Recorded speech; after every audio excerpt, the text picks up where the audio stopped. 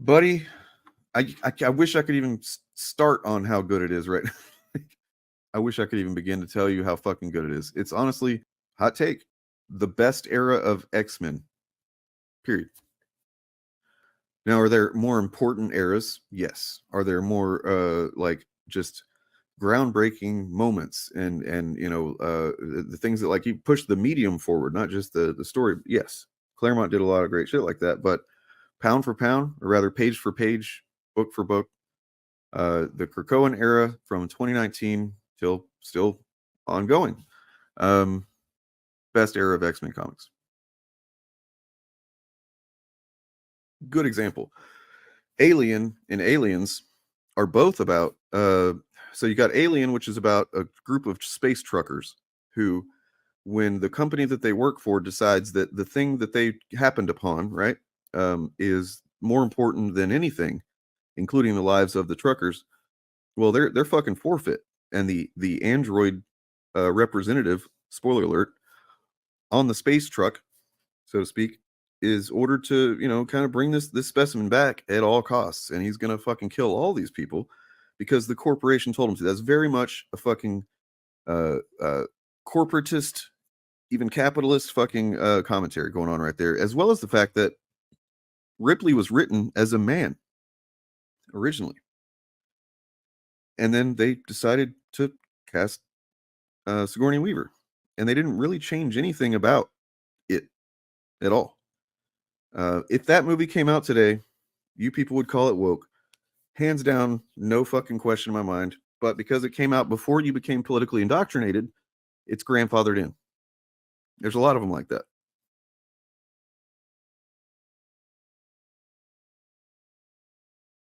Yeah, it's really weird. They're like, Star Wars isn't sexy enough. Also, there's too many women. If you were to take these complaints, we should try this. Like, we should write down a bunch of the common complaints from chuds and, like, essentially try to write a movie or at least some kind of story that with those fucking limitations in mind, right? Like, so got to be sexy women, but not too many women. And the women can't have any kind of moments that even remotely make the man look bad. We have to put on the cap of an insecure man, and because he might see things that regular people don't see. That like, oh, they made that guy look bad. Like, what are you talking about?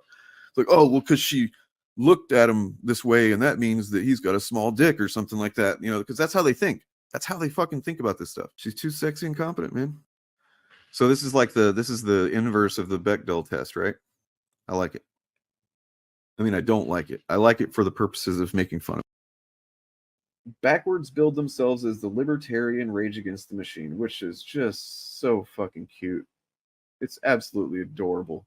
I had looked at the track names of Backwards, and there's some interesting ones, particularly one, Democracy Sucks. Democracy sucks.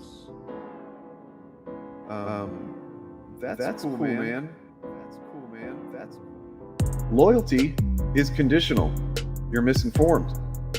So they tug at your heartstrings to mask what's underneath. Emotions are running high. So it's like nobody noticed a lie. No, we notice your lies all the time. Using false security as a bribe. But have you ever thought about as to why these people will go around hoping that you frown? Oh, that's lame. Oh, that's lame. At the idea that the sky's falling down. Wow. I know, wow. That was my reaction to that rhyme scheme that you just did. Wow. They use it to control you. Like they package up and own you. Tap your fears and act like this. But ask yourself, is this really a path you feel? Selling your soul cheaper than a Happy Meal. It's sad to hear when you cling to a bad idea. Speak in lies, deny and imply that we could not get by without you. Rule through fear. It's clear that you're here to lead the sheep to shear their lives away. Entrust our faith to those who bend the knee, to the underlying hate that you helped create. So step back. The picture is bigger than you think. How can you open your eyes when you're blinded by a catchphrase? Okay. Like tokenized? Worth the time or worth the fine? I work to find solutions, but it hurts when my family falls for the okey doke. Kind of like Obama. We saw and we know he choked. Know what she wrote, bro. Said he was gonna bring the troops home. Got in and started singing a new song. I mean, that's true-ish. I mean, yeah, generally. But he's cool, so they thinking he can't do no wrong. Bomb more countries than Bush, but I got a new phone. Not an Obama reference. There's basically a whole verse dedicated to Barry there. We know what it is. Giving you the biz. I'm saying you ain't gotta lie to me. We know you got it wrong, but you're not alone. I'm not asking for apologies. I'd much rather you in a battle mood, waking up smelling the coffee. I'm just stressing to spread the message before they turn around and just off me. Jesus Christ, man, that is all over the place. All right, so that's Democracy Sucks. I guess. No, I'm actually kind of disappointed that he doesn't say Democracy Sucks in the song. I mean, I know not every song has to have the title in the song. I know that. But I really just wish I had a sound clip of Eric screaming Democracy Sucks.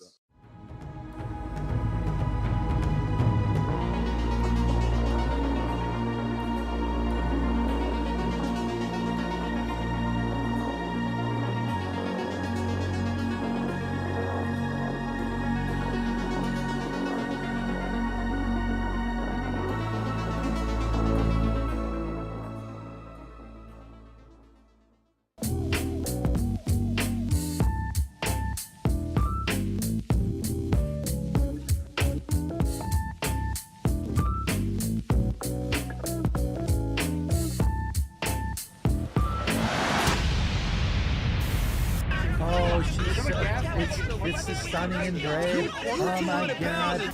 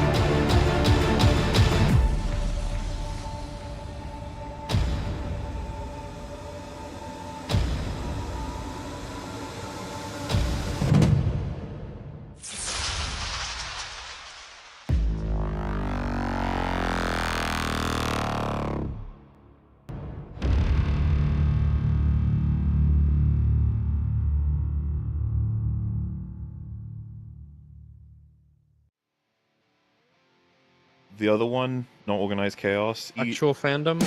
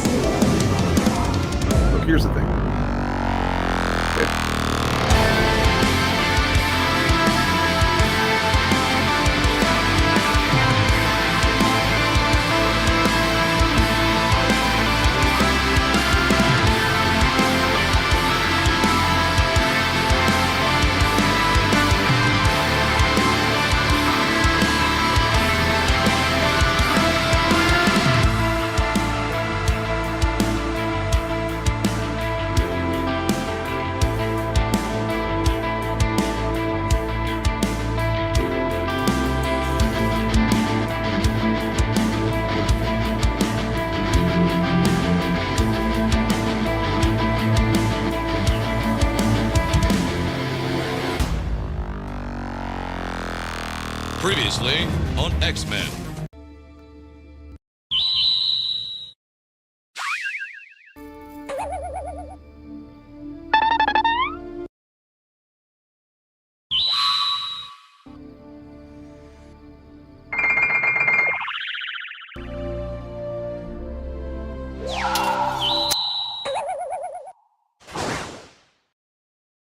Hey, hello. Welcome to Bub Tunes. Yeah, you forgot how bad they were, didn't you? You all forgot. You all scrubbed it from your freaking memories. Oh, hello and welcome. What's going on, man? Welcome. Yeah, Chuds are already doing their thing. You guys already seen it. It's hard to miss them. Just going to show that there's no fucking depths to which they refuse to sink. Um, you know, they suck. But let's try not to let them interfere with our grieving process. And that's right. I include myself in that. And that's right. I included, actual anime imagery in the thumbnail. And that is the lead story for the stream tonight. Some of you who've been around a while might be like, what? You don't like anime or manga? Well, fuck you. You're right. For the most part. But I did like Dragon Ball Z quite a bit when I was in high school. And a little bit after. So yeah, it was it hit me weird. You know what I mean? I wasn't expecting that. And at first I didn't know that it was going to affect me at all. And then I just started thinking back about Dragon Ball Z memories and stuff. And yeah. Anyway, how's everybody doing? Am I audible? You hearing me okay? So I was fixing my camera, which is part of what took so long. Let me see if I can get it to look okay, because I added like a thing to it to try to extend it a little bit so that I could get a different angle, but I don't know how it's going to look, so bear with me.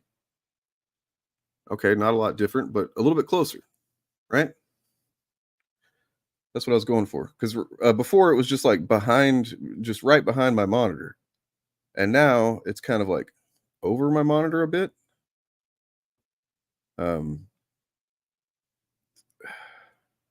So yeah, I don't know.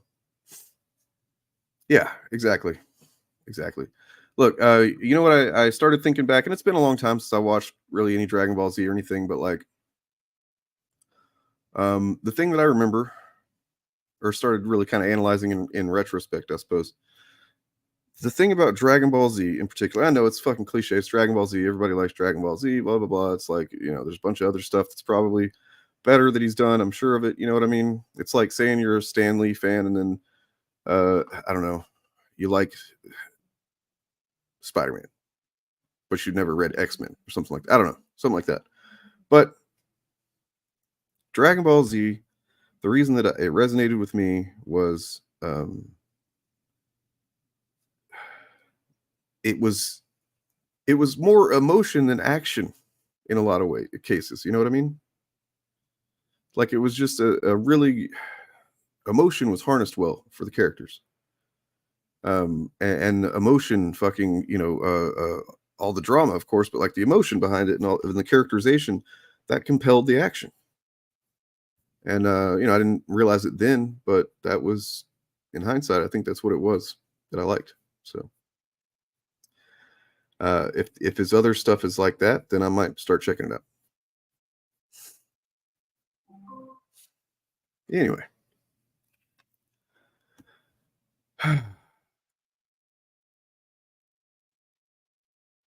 Right. Yeah, you gotta respect. Gotta respect. Just have to.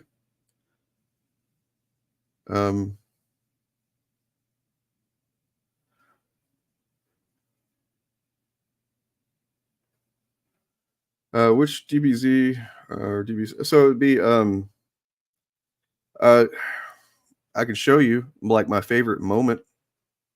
I did download it. I thought about it. I was trying to include it in the intro, but didn't have time to get it to work. Let's see.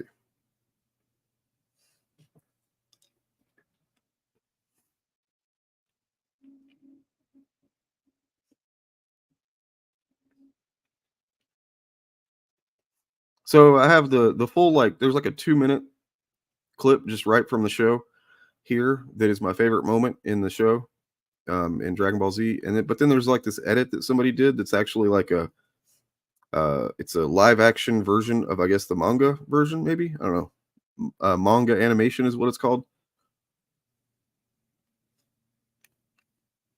And probably has, you know what, it's worth it if the music is copyright or whatever. But yeah, I feel it slipping. And I won't watch this anymore.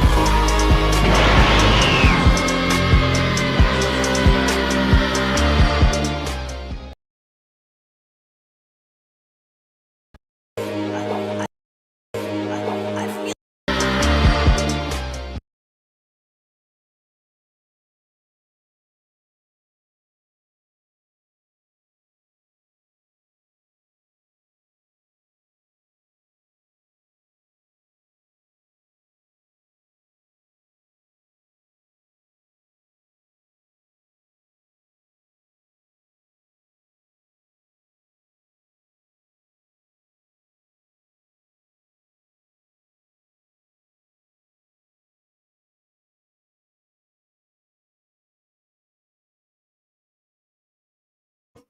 my bad, my bad, my bad.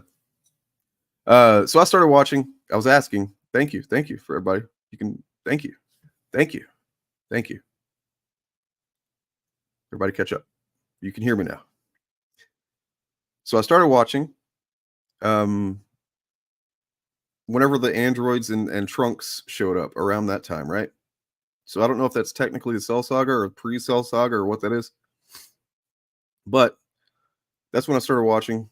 And Trunks was the character that got me interested first, because I'm like, you know, I had no idea what was going on about anything. But Trunks, he was like Cable. I could understand Trunks, right? He's somebody's kid from the future, and he's come back to be a badass in the present. Yeah, exactly. You know, that was pretty clear. I was like, okay, he's my end character. Like, he's the one I can follow until I figure everything else out.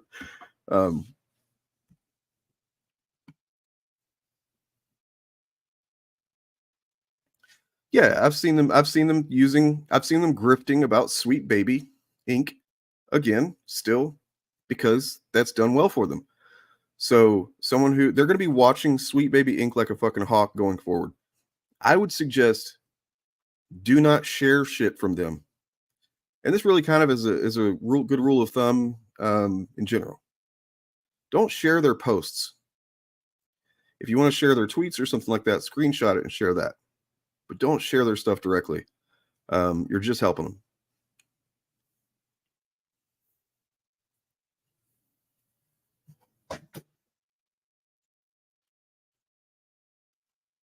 them. Go watch the showcast from this week. We covered it. Essentially, it's a group that does they do consulting on video game narratives, basically, and they make sure that, or they seem to act as like a possibly like a maybe an agency for like for people of color and LGBTQ people and people that like need equity in various industries, including and especially the video game industry. And judges don't like that. Yeah, two different things, man. But Sweet Baby Ray's is fucking good. You know it.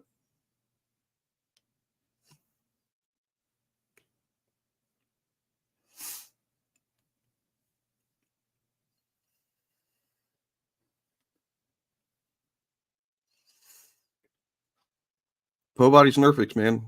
I mean, he was 68 years old. This is not an excuse.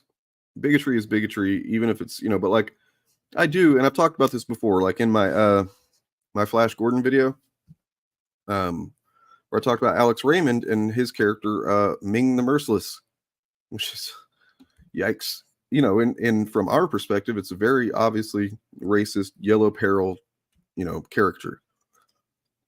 From his perspective, in the 1930s, that was just what they were inundated with. That was that was what they understood of Chinese people, because they were inundated with fucking propaganda. I don't feel like that. Yes, it's not good. I'm not saying it's excusable, but I'm saying that it's like, that's different than, that's just like ignorance, flat out fucking ignorance, because you've been fed propaganda bullshit. Now, I'm not saying anything about Toriyama. I don't know Toriyama. I'm just saying, let's try not to focus on people's lesser qualities the same fucking day that we found out they died. You know what I mean?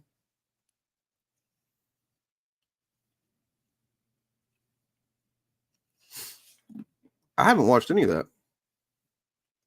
Should we check that out? Is it interesting? The conversation they had? What's going on? Somebody fill me in. Morgan, did you want to come on?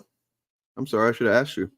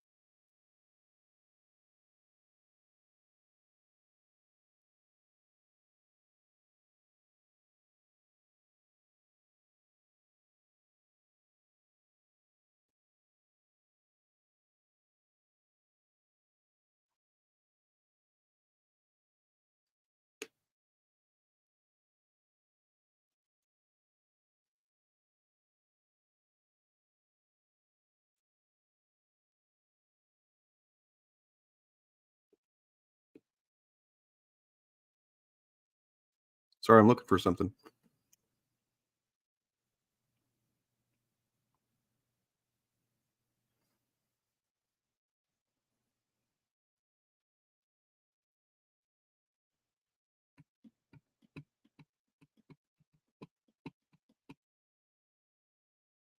Okay.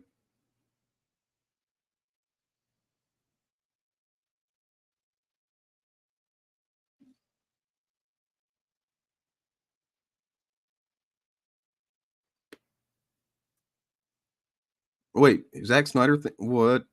That is some big time cope, man. God damn, that's some big cope.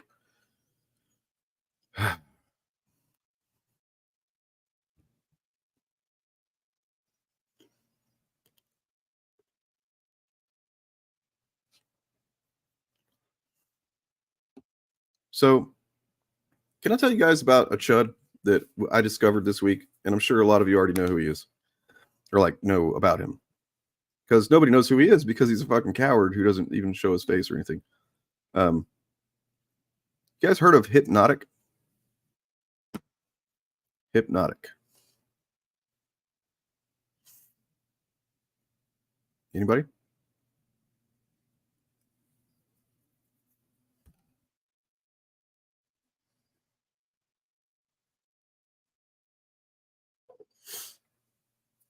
That's not my show. That's not my segment. No. You're gonna get me sued.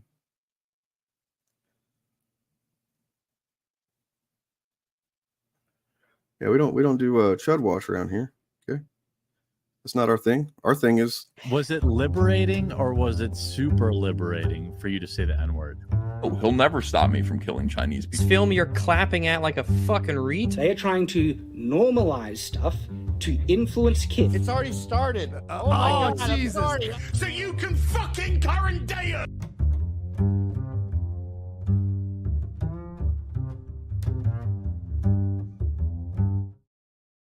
legally distinct from chud wash. No, doesn't matter. By the way, as you can see, my name there under my name, it says Endymion. Delete your channel. Endymion. Delete your channel. All right.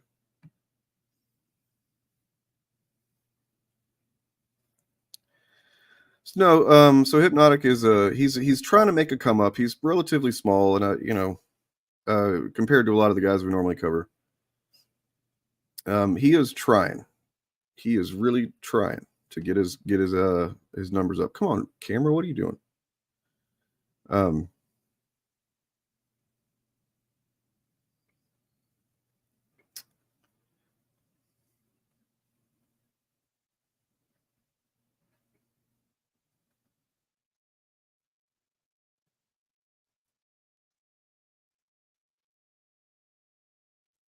That's his channel.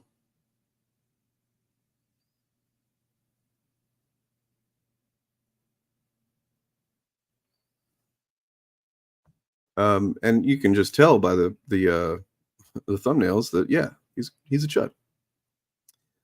But if you really start to look closer, and we have an initiative video coming out more with more details because we examined him and investigated him rather in real time the other day.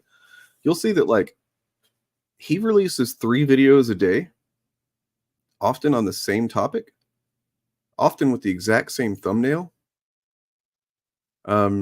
And then, one thing that's hard to miss, I mean, easy to miss rather, is you see how each one of these has a little speech bubble, right?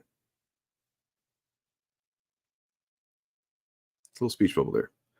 We didn't really pay much attention to the speech bubbles at first, and then suddenly we did. This guy is the most egregious fucking piece of shit, chud, vile scumbag motherfucker that I've seen in quite some time. And I know that like I went after Endymion for being a fucking liar, and he's a huge liar. That fucking, trying to, if you haven't seen that video, just check it out. And also Bob of the Old Ways, and also Bob of the Chaos Ways. They both have videos on Endymion and his attempt to, paint Alan Richson as something he's definitely not. But that's very egregious in terms of just being a bold lie, right? But like being a fucking gross, just like out and out piece of shit, bigot, fucking garbage person, I think Hypnotic takes the fucking cake. I don't even know if Fandom Menace guys would want to be like associate with them because he might be a little bit too much, out in the open. So, for example, here is a thumbnail. Woke Sony burns down. Get woke, go broke. It's just like the lowest common denominator, lazy shit. But if you could just go ahead and read what's in the speech bubble there, because I'm not going to.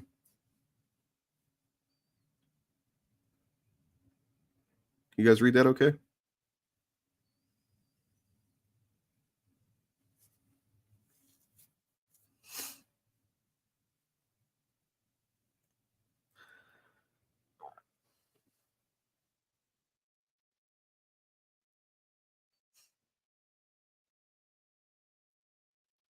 Yeah, exactly. Exactly.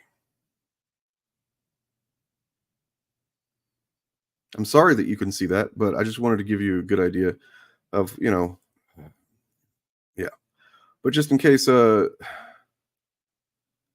mean, you're already taking it too seriously. He could just be making shit up. We don't know. It is definitely some clan shit. This is 8chan, 8 Kun as it's called now. 8 Kun shit.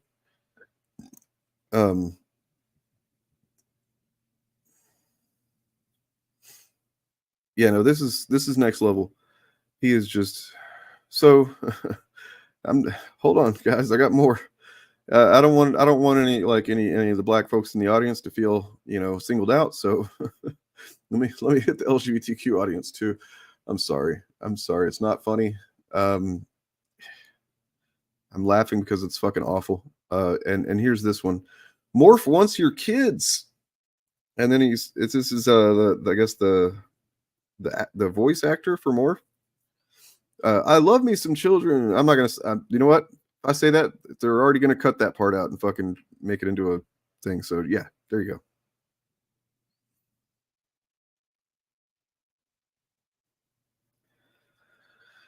Yeah.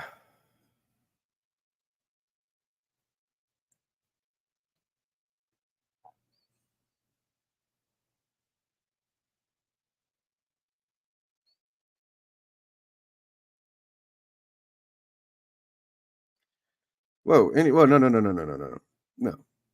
You're taking this too seriously. There's these accusations that these chuds make about this kind of stuff is strictly on the grounds that someone is of the LGBTQ audience community.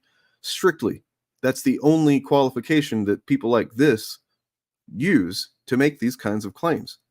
So of course there's no proof because it's just not true. Like, I mean, I don't know the guy, I don't know his fucking history or anything, but I'm willing to fucking bet it's just not true. Because it's just a chud saying a thing about a queer person that happens to be working on a show and voicing the character that he's able to use to get clickbait and grift off of. That's the only reason that person is being said to anything like this. So yeah, don't take it that seriously.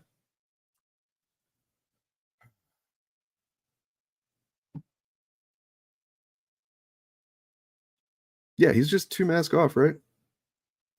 I mean, maybe like the bounding into comics guys would. Yep, garbage. All right, sorry guys. That's now I'm gonna have to show you some bigotry that I did. I've got an example of some racism and some homophobia that I did. I'm going to show you. I did these the other day. And I did them because I wanted to do a test. And I apologize ahead of time. Sorry for what you're about to see. I'm sorry if this breaks your trust or anything.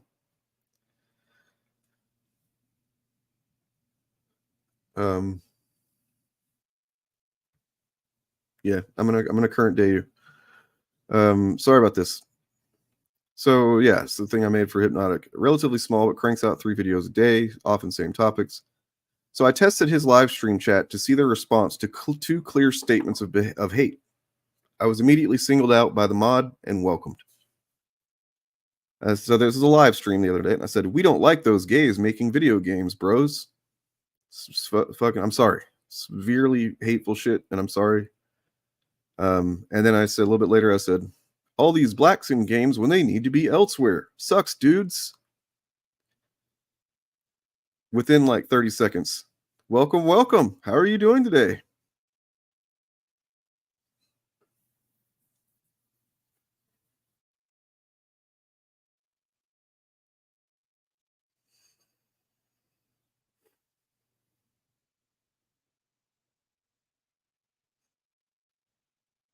I mean,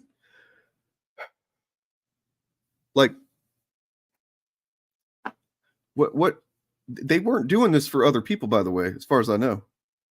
Although it's possible that this mod knows who I am. It's possible. Not likely, but maybe. You know what I mean? No, that's me. That is me. I said those things. I'm telling you.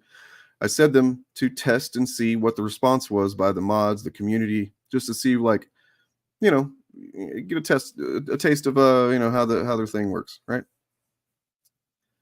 And that was the response. So I mean, it is possible that he knows who I am, and he was just singling me out because he wanted to let me know that, like, hey, I see you and your silly shit, whatever. I'm not falling for it. That's possible. But yeah. Well, no, yeah, YouTube doesn't do shit, of course.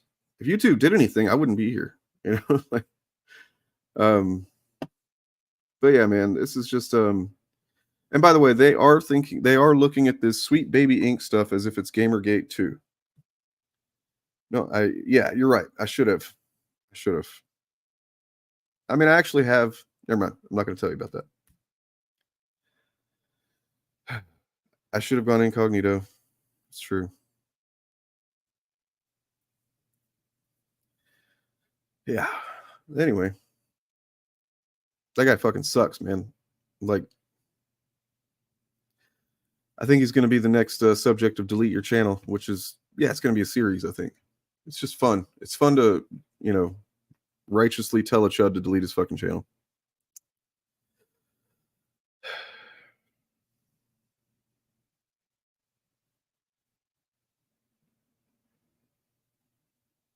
Oh, by the way, Media Zealot has a new video today.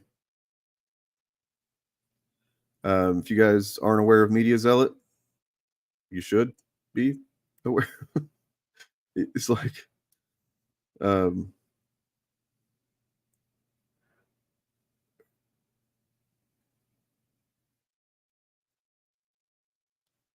yeah. That's a threat. Are you making fun of my speech impediment? What are you doing? No.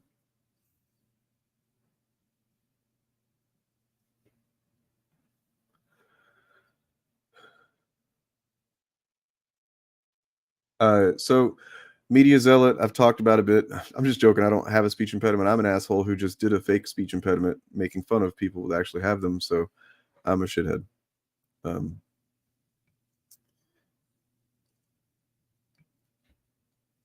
Okay, so you know what? Let's find out what Sweet Baby Inc. is about.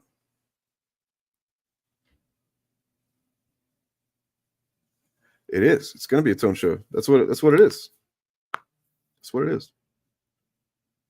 And by the way, shout out to Bob of the Old Ways for being part of the first episode. We didn't go into it planning that. It was just like we're just going to sit and watch this Endymion thing, and then point out how he's full of shit. And then by the time we got done, just like point after point after point, just like shutting this shit down and like, nope, actually, you're lying. You're clearly lying right there. You're lying. You're a liar. It was just like I was just fucking filled with like, oh God, this channel needs to be gone.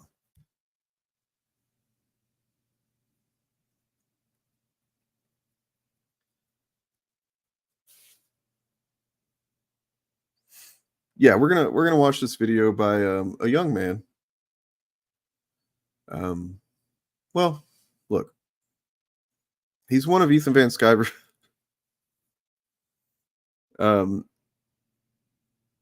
This is one of Ethan Van Sciver's favorite YouTubers. We're gonna watch a video by him. Here, I'll play the thing where he talks about it.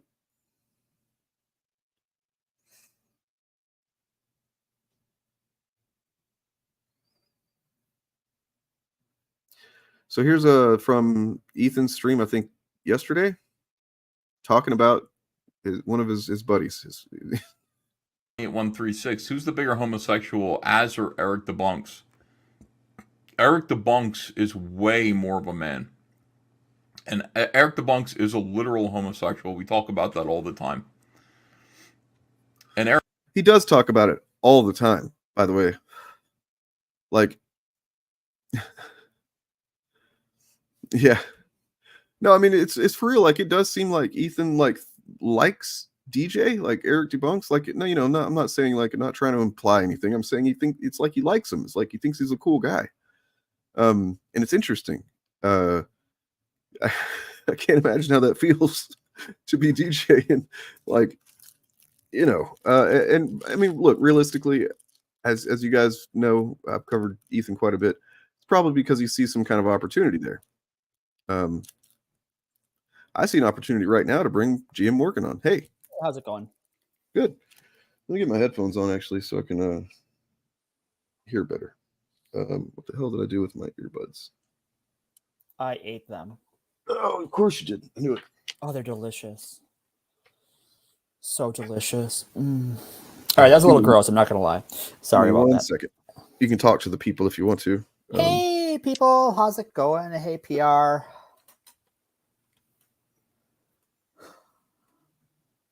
Have you shown off the that picture from X-Men, Uncanny X-Men 700? I don't know if you guys talked about that on Wednesday or not, but just seeing PR in chat reminded me of that big panel with everybody on it. Check. Can you hear me? Yeah, I can hear you. Wait. Yeah, I got like some static going on. That's weird. Oh, how odd. Yeah.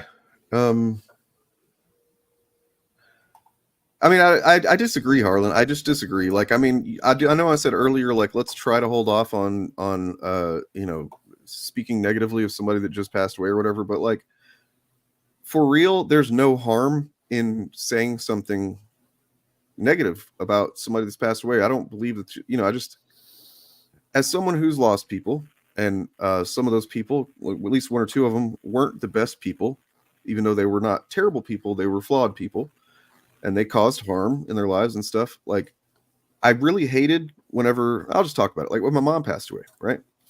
She wasn't the greatest mom.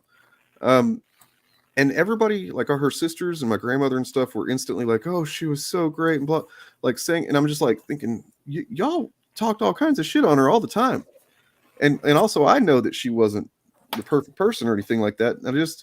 I feel like we actually owe it to the dead, in my opinion, to be honest.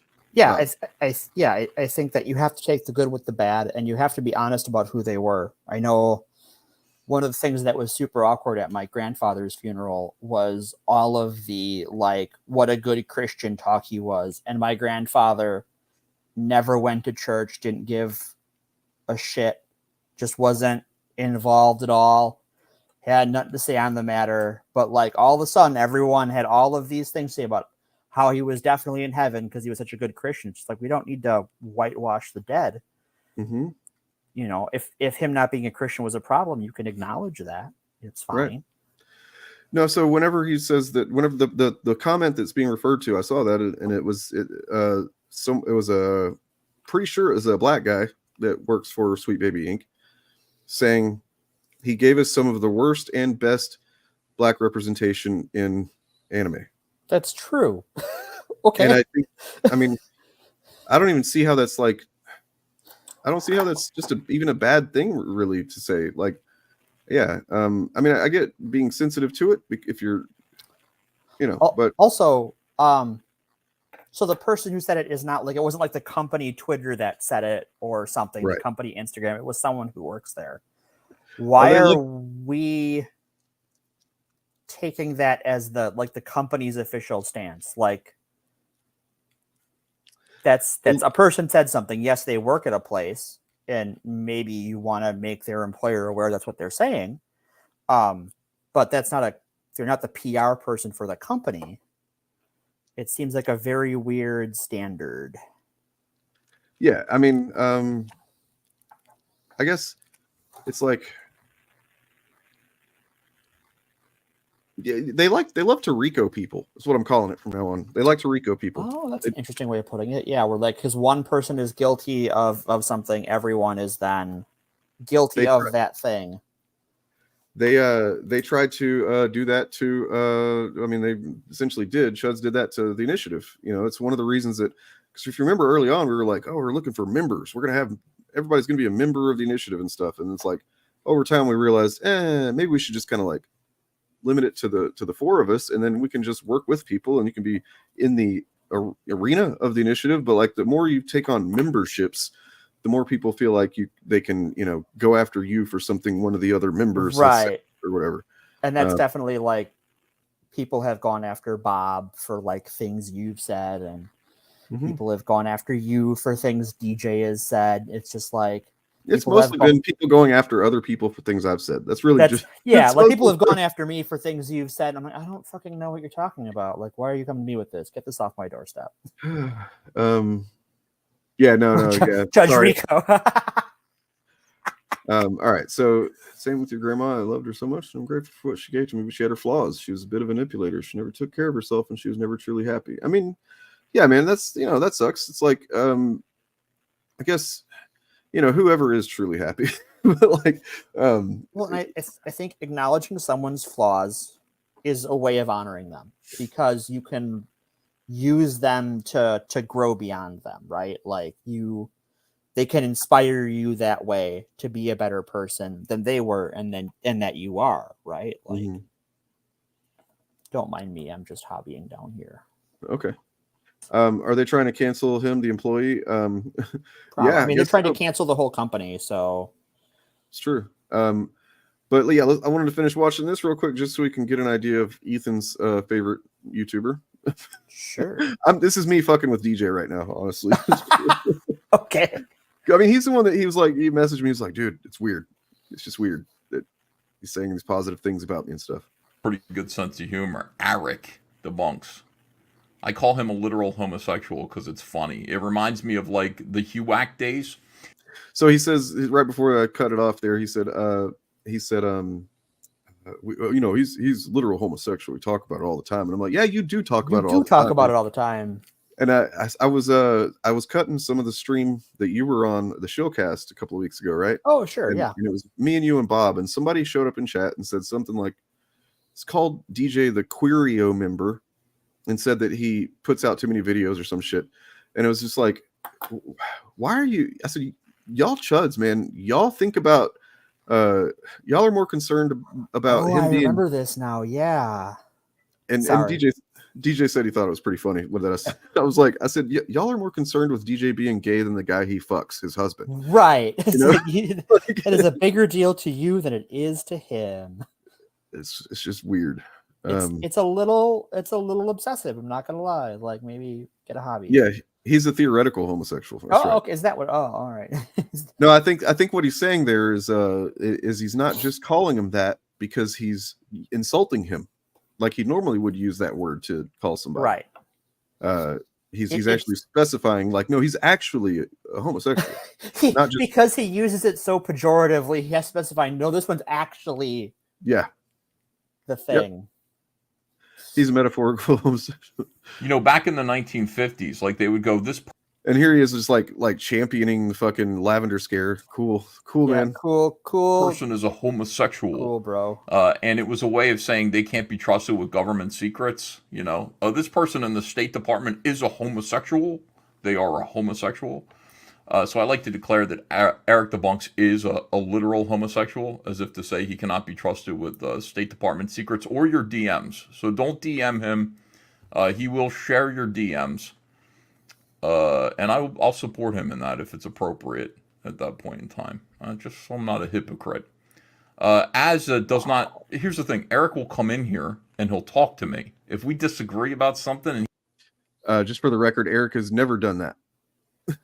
It's never once been on his show. He's made videos on. That's sad. Hold on. I gotta. So you know what? I think we've got a FAP listener. This guy seems to know a lot about HUAC and all the lavender scare stuff. I wonder if he's been watching Fapcast.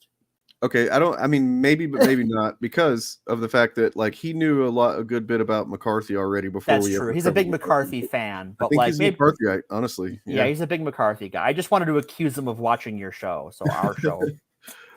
He probably doesn't watch the Fapcast as much, but he watches whenever, other shows for sure. I know. You might be watching now. If you're watching now, Ethan, hi. Hey, Ethan.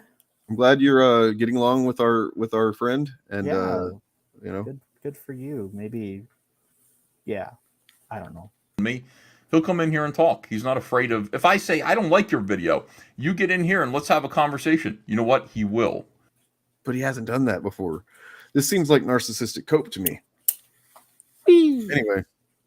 Anyways, enough of that. Let's get to the real deal here, which is DJ's video on Sweet Baby Inc. Oh, I literally just watched. I just watched this like right before you put me on. Oh shit! It's a good video. It's muted.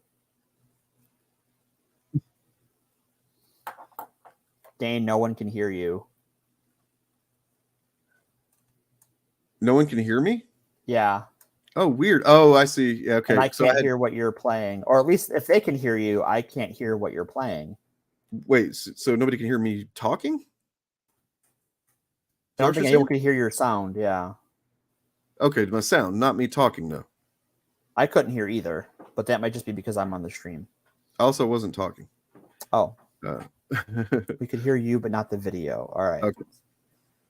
So whenever I changed my from my speakers to my headphones, it fucked up my audio sharing. Oh no! Sorry. So fixing that now, and here we are.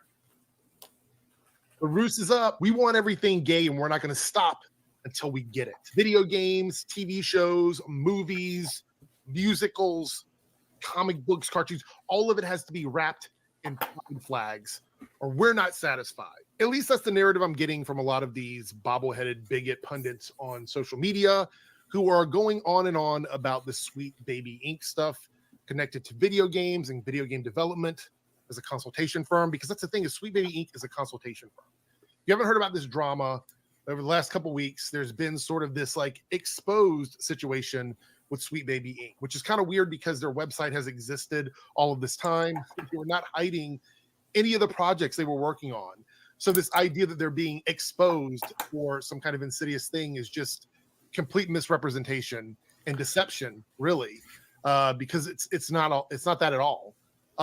So what does Sweet Baby Inc. do? To sum it up, they are a consultation firm that helps with diversity and representation in video game projects. Like producers, directors, writers can go to them and they pay them some money. They come in, they look at what they have, and they go, hey, you could do this to make this more authentic, more representative of like today's world, if that's what you're going for in your game. Literally, they are there to consult. And they've already made it very obvious they're not part of some like points program or anything like that. They are literally a consultation firm that is there to help with those things. But these guys here on YouTube would have you believe that they are driving the writing and storytelling in games to the point where they are making the entire games.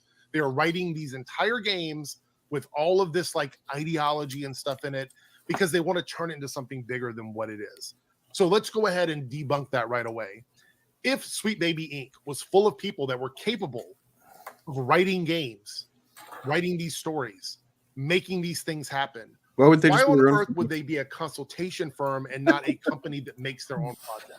Yeah. Why would they do that? Why would these studios pay them to do this, to come through as a secondary group of people, secondary party, come in and help with these things if they could just pay them to write it from the beginning? Why would they do that? I know there's probably conspiracy theories out there about that, but it doesn't make any sense from a financial standpoint. Why would they pay an extra group of people to do a job that they could just pay them to do it from the beginning? That seems really stupid. They don't want to talk about that. They don't want to even bring that up because obviously a consultation firm is literally writing these games, writing all the dialogue, doing all the casting. Literally they're doing all these things and getting paid a fraction. So like Sweet Baby Inc. is like, I'm going to take less money than all of the people working on these projects to come in and not actually be a consultation firm, but be everything on that project that you need to happen, whether it be a writer, director, actor, whatever you need. That's what they do. That's what they would have you believe. And then this whole thing with as heel versus babyface and the pronoun rant, like people are saying he's justified because he acted like an idiot on camera and screamed and hollered about optional features in a game that takes place 300 years in the future. They're saying he. And by the way, there's somebody surprising was actually saying that he was not justified. He was just being a whiner, and he actually pointed out that it was an optional feature, and that was Ethan Van Sciver. Wow, he's really having a. It's surprising how many like takes he's got lately. And I'm just like, that's. I agree with that. Why, Ethan? You are watching Fabcast. You're learning. It's still somewhat uncomfortable, but it's really awkward. I'm not used to having to go like, yeah, Ethan's got a good point. Yeah. These are the times. Let's see who we got here. Chariot. Oh, hey, Chariot. Oh, yeah. I'll have to write back to them in a bit. It's funny because I was interacting with someone who was on about this whole Sweet Baby Inc. conspiracy theory, and I asked them for proof. I actually shared some my Twitter feed here. Oh yeah, 1 second. Yeah, so boop. So let me tab back over there so I can see what I'm doing. So someone made this comment on Twitter, and I didn't really know what the fuck was going on yet because I don't fucking care that much. But I was like, so he's saying that consultants like this have no place in the world of creativity. So my thought was like, well, if we're to live in a world of creativity, then they belong in it. Otherwise, it's not really free, which is, the hypocrisy at the center of all of this. Like, we just want to tell good stories. Like, well, do you? Because you keep wanting to excise people from telling the stories they want to tell. What the hell is that about? What's the difference between this type of consultant and then like the one that makes sure that the weapons in a film are authentic looking? Well, that latter one is cool, obviously, because guns aren't woke. Yeah. Oh. But so he shares this, it's 20 seconds long, this clip that proves that they're forcing their way to get companies to work with them. And so here is what you do. You go, hey, can I get like the whole thing? And actually someone provides it. And that is down here. It's a whole like half-hour presentation on YouTube. But so it is just like a marketing clip. Mm-hmm. And like, that's it, right? It's a speech he's giving at a conference, but it's very much like a why you should hire us. Yeah. And I actually think that like in the presentation, she makes it so coercive. Well, I can talk tonight, folks. That it's like, no, she's just sort of giving you examples of why her company can be useful. I do think she does kind of give the hard sell and sort of like a used car salesman's way, like, oh, if you're an indie game, you should put aside some of your budget for us. And I'm like, well, if it's an indie game, how much of a budget do they have?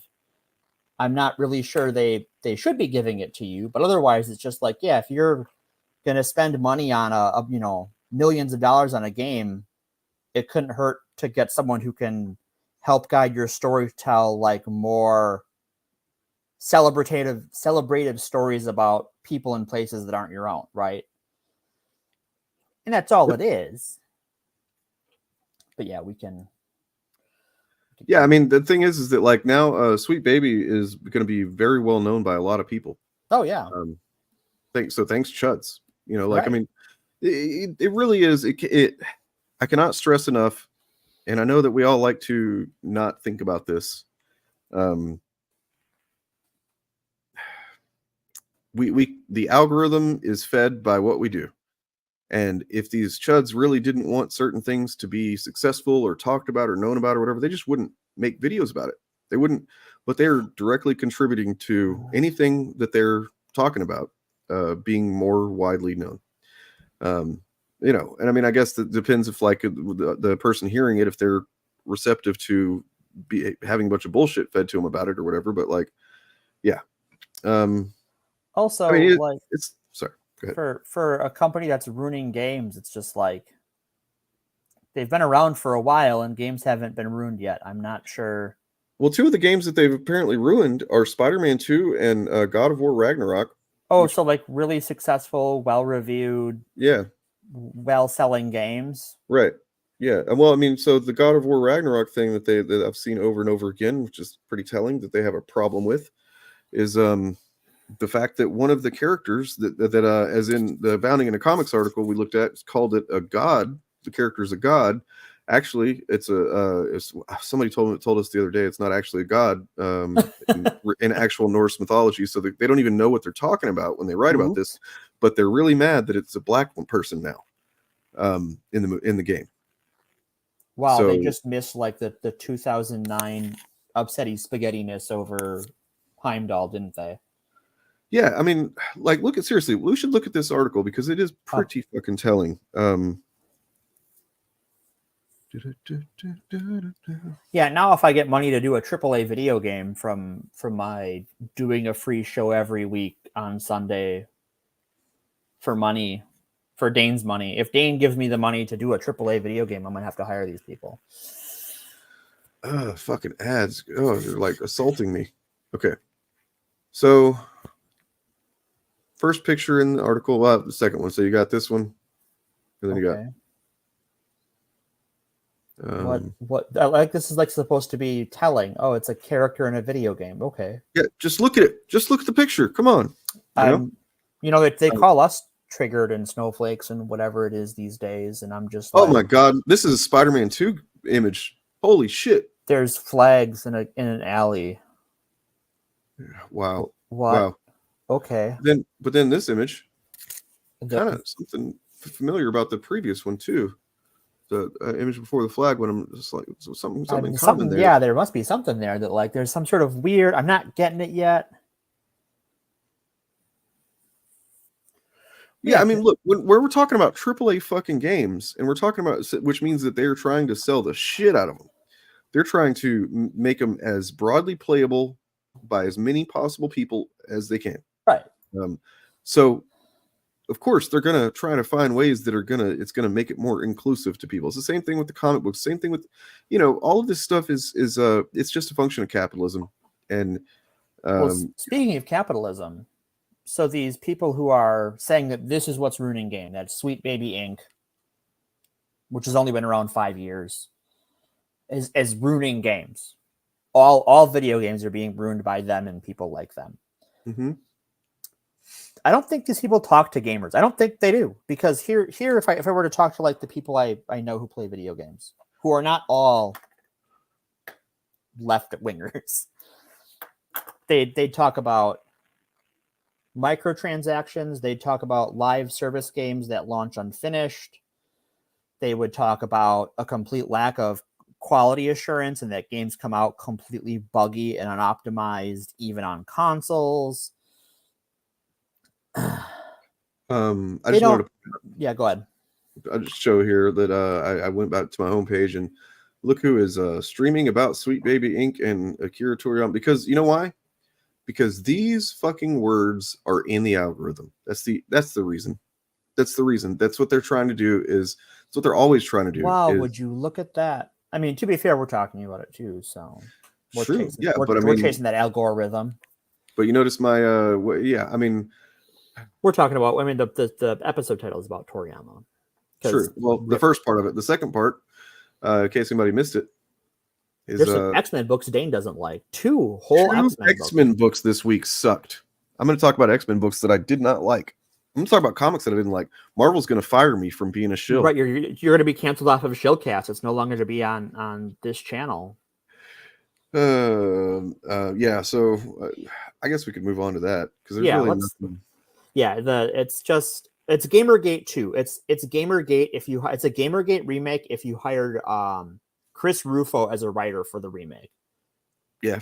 And then got Scott Buck to be the director.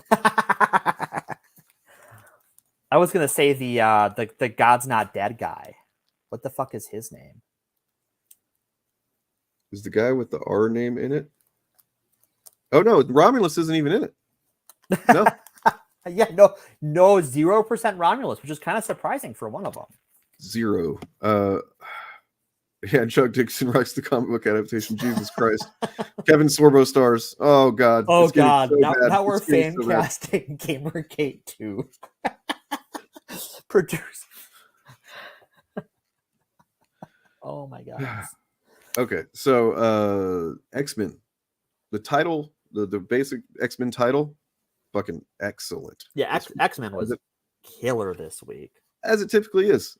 This week we had one of my new reaction images saved to my phone is from this week. That got a clippy.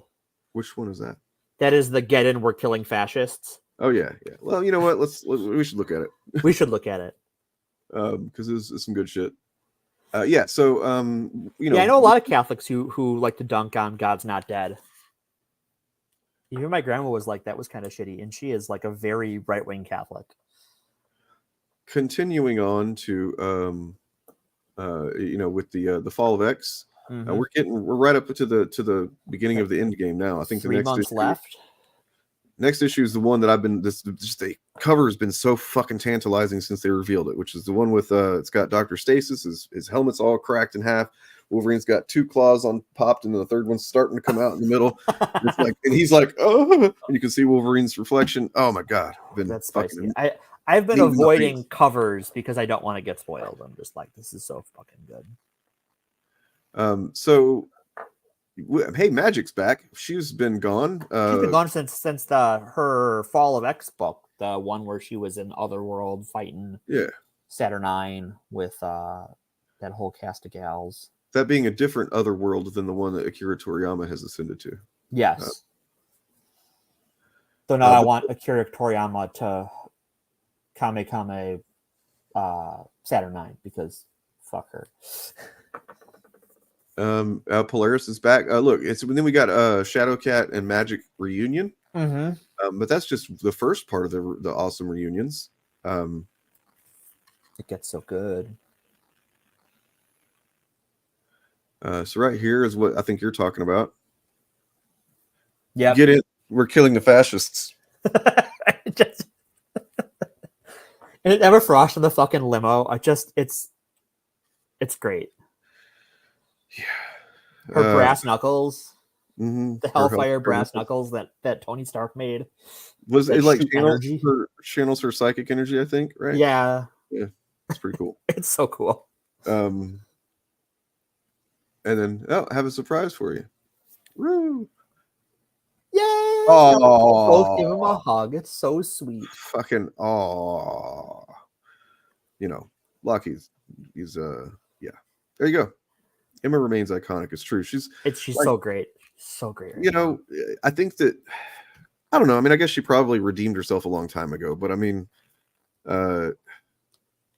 she also did some shady shit right before the House of X stuff happened. Yeah, she's on and off been shady forever, but like she was being manipulated by anti-mutant people though at the same time. So like she kind of didn't have much choice, and she did kind of fuck them over in the end. But like she did fuck over the X-Men a bit, right? Because she kind of was forced to. But nonetheless, that throughout this, her. I hope her even after Fall of X is over. I hope Tony and her are still like together in a book because that dynamic is so fucking good. They've been kind of like hinting that I don't know why they would be building it up like this if they're just gonna end it, right? Crazier things have happened, right? That's true.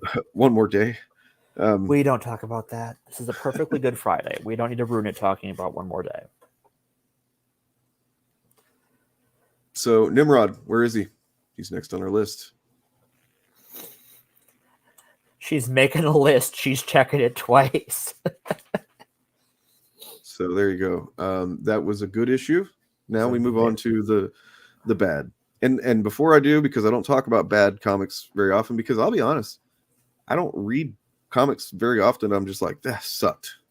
I really don't. And you can call me fucking easy to please or something, but like generally you have to kind of be lazy or just like a incompetent shithead to, I don't know, fuck up a comic book. I think part of it might be that you know what you like. True. That's true. I mean, I don't buy things that I'm not just like buying comics left and right. Like, I wonder if this is good.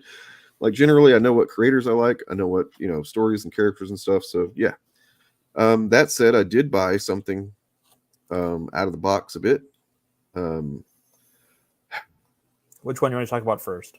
We'll do the one that's unclear if it's supposed to be canon or not. Yes. One of them very obviously isn't. Well, it's canon somewhere else. Yeah, right. Canon in a different universe. But okay, so want to preface by saying this might be the kind of book, and this is what I'm talking about when I say ambassadors, not gatekeepers. This is not an objectively bad comic book. This is not a comic without any merit whatsoever. It's actually got some good stuff about it, and that's what makes it all the more frustrating. And also, I was really looking forward to it because it is, after all, the year of Bub. It is the year of Bub, and it is a Bub book. It is Bubified to the extreme. This is a comic book full of Bubs. It's Bub tunes. It's Weapon X-Men. And it's got so the Phoenix recruits Age of Apocalypse Bub, fucking Zombub, as in the zombie Marvel Zombies Wolverine, yeah. Old Man Logan, who else? And then the Lady Wolverine. Yeah, Jane Howlett. I'm not sure what story she's from or anything. I'm not like either. that. I don't know who you are. And then like the out of shape, kind of like the trucker Wolverine, the trucker loser. His hair doesn't stay spiky. It kind of flops, like implying impotence. Yeah, it's kind of across the Bubverse. It is, except Across the Spider-Verse is pretty good. This is by not that good. Christus Gage, who I'm pretty sure I've read stuff that I liked by him before, but and it's like the characterization is terrible, in my opinion. This is all my opinion. And I was really looking forward to it because, like, man, when do you get to see Age of Apocalypse Wolverine, one-handed Bub? Last time I think we saw that I remember seeing him was Uncanny X-Force, where he's a bad guy because he's gone all fucking apocalypse. Well, in this one, he's still a good guy, I suppose. Yeah. So the reason that Phoenix recruits them from across the multiverse is because Onslaught is going through the multiverse, taking over worlds, realities. It is a different Onslaught, though. I don't know if I told you this, Morgan, but I don't. It's not the same one. It's actually, instead of being Professor X and his darkness and Magneto's darkness, it's the Phoenix and Jean Grey's darkness and Magneto's darkness. Okay, can I just say, like, R Word is your like least favorite X villain. Onslaught's mine. I'm just like, this fucking sucks. Get it out of here. Shoot, shoot, shoot. I don't think I've read anything with him that mattered, like in any kind of like in narrative weight sense. It's just like, oh, it's just got to get away from the character that's so powerful, but we can't understand what his powers are because he's so powerful that his powers aren't defined. Right. Hate that shit. So what's his power to be a threat for 3 to 6 issues? Yep. No, I mean, the good thing is this is not canon. I'm very excited to announce, to declare that neither of the books that I didn't like are part of Krakoan anything. Therefore, they are not blemishes on Krakoa. So, yeah. Are you British, or are you just doing a lot of? Yeah, there's supposed to be some vampire thing going on. They're you know, vampire thing, bloody tie-ins. I get it. Might be good. I'm always open to things being better than I feel like they're going to do. So one of the things I don't like about this is that the characterization is very thin, and ironically, the most fleshed out character is the zombie Wolverine. What the hell? I mean, there's it's just like they're all just kind of like 2D versions of the character, like, right? And because they're all Wolverine, it's kind of difficult to know why you should care about them as individuals. Well, and I mean, like the fat Wolverine, is that original to this book? Like, I don't know. If anybody knows where Fat Wolverine's from. So I mean, that's the thing, like that is his entire character too. He's just the fat. Yeah. Every time basically somebody has a dialogue, Earth X, that's right. Yeah. Oh, okay. Yeah, I haven't read that because it actually says it right there. If I would have just looked. All right. I actually did read that. So every exchange with him is just like a fat joke. Right. So like he says here, let's see. Where's it at? Oh, right here. I hate this Kindle thing. He says, "You're one to talk, bub. Seems to me you're a few claws short of the rest of us." And then he says, "You're about to find out the sharp way, fatso." Wow. And then he says, "Oh, I ain't fat. Healing factor won't allow it." And he says, "You sure that ain't a denial factor?" Which in another context could have been a funny retort. But, and okay, so there is one right here. This is pretty fucking great though. Look, this is good. So she cures his hunger with the Phoenix Force, so he doesn't eat everybody. The zombie, which is cool. That's a cool way to handle it. And he says, "I'll be damned. We're not going to get a 5-star review," but he says, "You look like you're from olden times, kid." Oh, this is unrelated. So he's talking to Jane now. He says, "You look like you're from olden times, kid. Folks who don't want to be pinned down as guy or gal use they, them pronouns. Kind of dramatic for my taste, but I'm the guy who wears his hair like this, so who am I to judge?" And then she goes, "Such persons have existed throughout history, sir, and they're hardly unusual in the year of our Lord 1909. I merely sought clarity as to our foes' abilities." It's just like, oh, I mean, Right. Yeah. Was Sweet Baby Ink? Did Sweet Baby Ink write this comic? I bet they did. I bet that, yeah, secretly. Yeah, there was an Exiles arc where there was a team of all Wolverines, where the not Exiles team. I forget. It's been so long because there's been an Exiles book even. That like there was the other multiversal team that was like the edgy anti-hero version, and there was one time where it was a bunch of Wolverines. So yeah, in her time, this Jean Grey's timeline, Magneto, basically the thing that happened in X-Men 25 with Wolverine losing his adamantium, that happened much earlier in their fights with him, and then she actually killed Magneto. Magneto killed Xavier, and then she did the thing to Magneto that Xavier did to him in 616, and that's how they merged their brains stuff. Yeah. And it's like, man, what? Onslaught was already ill-defined powers. Like, what the fuck even is he? And then now you're gonna make them Phoenix too? Like, come on. Yeah. But now he's also the Phoenix. Isn't that cool, guys? Isn't that cool? Is he interesting yet? Yeah. Stop trying to make Onslaught work. It's not happening. Stop trying to make them happen. Yeah, there are some cool elements to it, like this first reality that they go to, where essentially at some point the Avengers and the X-Men, they saved the world and very publicly or whatever, and like so they're equally heroes. And they have the Uncanny Avengers team, and there's no mutant bigotry, and it's pretty cool, I guess. That is pretty cool. So, and then the heroes that sacrificed themselves were Professor X and Nick Fury here. Oh. And then for some reason, Captain America is a little bit more rough around the edges in this one. He's got a Deathlock eye, it looks like. Yeah, some kind of weird cyborg thing going on. Right. Conceptual cool and actual cool are two different things. Very true. Yep. Very true. They could have been cool. Could have maybe possibly. And I think you get another fat joke right around here. Great. There's funny stuff. The thing is about this book is it focuses on humor a lot. Right. And it does it at the expense of character. It does it at the expense of any kind of dramatic weight, really. But there is some funny stuff, like when they show up to this world, old man Logan's like tells the zombie, he says, "Here, pretty boy, take my jacket." He's like, "Why? I'm not cold." And he's like, "Trust me." Because you look like a fucking zombie, dude. Right, because you look like a zombie. Right, because you are not alive.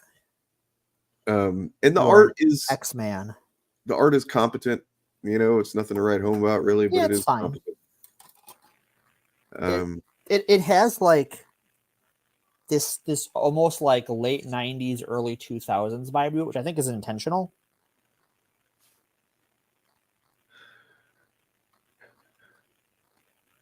Turn 'em off, slot. Turn 'em off. Buzzing. Boo. That's what we pay you for, Archmage, for those zingers, man. All right, so yeah, this is that's the book. Really, is just they hang around in this reality for a little while. They hang out here, and there's another couple fat jokes. For some reason, Jean decides to kiss this Logan. This Jean of this reality does. Okay. They got the XA thing that kind of looks like a 4, actually. It does. It's the extreme 4. Yeah. I don't know. Yeah. So is this a one and done, or is this a limited ongoing? 4 or 5 issues. Yeah. And then and I know that, like, because I went ahead and read ahead in the synopsis of each one of them, and at some point, basically they are losing badly, and Onslaught is just taking over realities left and right. Sure. And then you start to think, was Wolverine really the best choice? Yeah, go find Nate Gray. Right. Yeah. Go find Apocalypse. Literally anybody. Like, Wolverine's great and all, but like, not your cosmic. Find the Guardians or something.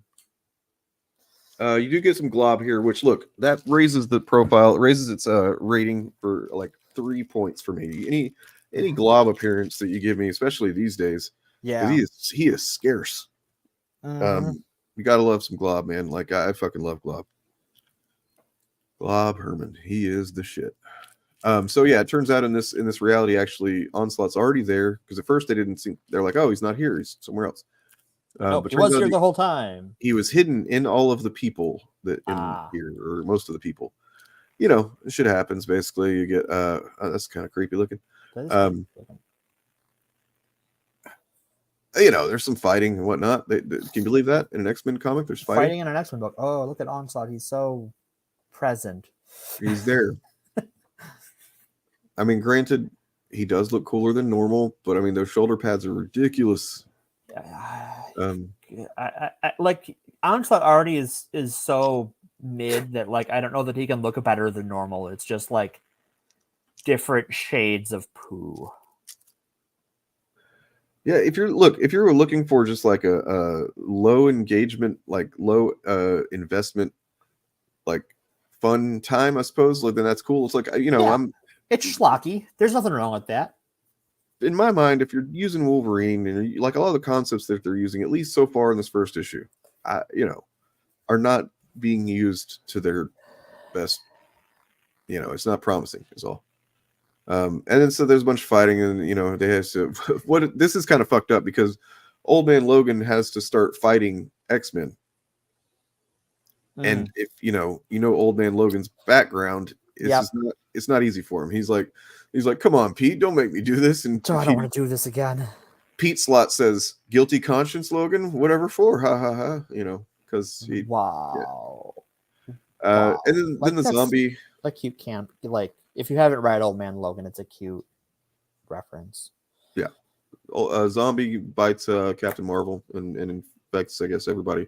And this reality. Oh, great. That's gonna go well. Yeah, that reality is pretty fucked. Except they do manage to escape a lot of people from it. So they transport them.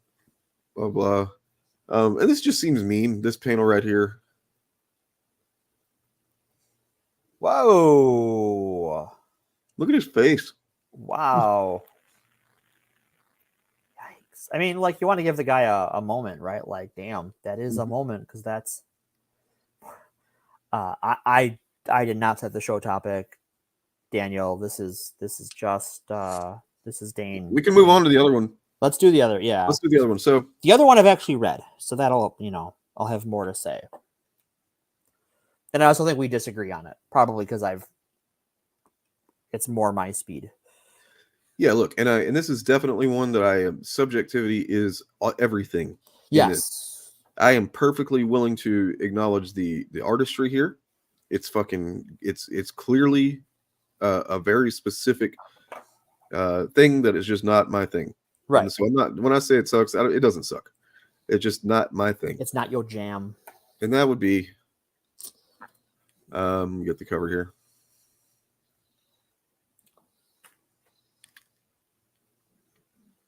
Ultimate Armor number 1. It's very, like, other than the fact that it's clearly armor and then there's like some mentions of things specific to the Marvel comics and stuff. It's not really an X-Men comic. Yeah, that is my big. If I'm going to have a complaint about it, it seems like a slow burn, which is kind of ambitious for an alternate canon launch book. Like, that's kind of a hard sell for a lot of people. Like, I know Peach Momoko is like very celebrated, and like outside of even comics, their style is very just people love that shit. Yeah, and I can recognize that it's awesome. I've gotten a couple of Peach Momoko variant covers just because they looked cooler than the regular cover of different comics. So yeah, it's just it strikes me as odd to decide to go with such a specific take on the Ultimate X-Men relaunch, right? Yeah, I like it. I liked the story, but it is a weird decision, and like, J-horror is definitely a weird way to go with X-Men, and I'm interested. They have me interested, but I'm not sure that it's going to appeal to people that aren't exactly me. And by that I mean people who are into, Japanese horror comics. Yeah, look, it's not the mangaverse, so you're right. That's you know what? True story. So I'm not like a huge into J-horror, but I've experienced it and stuff, but like, it definitely does get that across. It's doing what it's trying to do. That's the key thing, is if you're looking for this, you're gonna get it, and it's gonna be done well. If you want to introduce someone to J-horror, but you don't want to be like, here, read some Junji Ito, this is a great way to do it. As an X-Men book, I'm not sure. I'm gonna read it. I'm gonna wait a few issues and read it like, maybe issue 6, once maybe an arc or trade or whatever is done. The main thing is it just doesn't give, like, I can't help but wonder, is it going to expand? Because so far this is an X-Men book, and you're literally just one character, one girl, and then I like who I'm thinking is Ultimate Shadow King. That's certainly the vibe I get. Yeah. Well, he's also now the villain to face in Resurrection of Magneto. So. Yes, oh God, is he? Whew, that's horror. It's the dad. The bad guy is the dad. Okay, yeah, that's usually true. Or the grandpa. but it's somebody's dad. I lost my glue cap.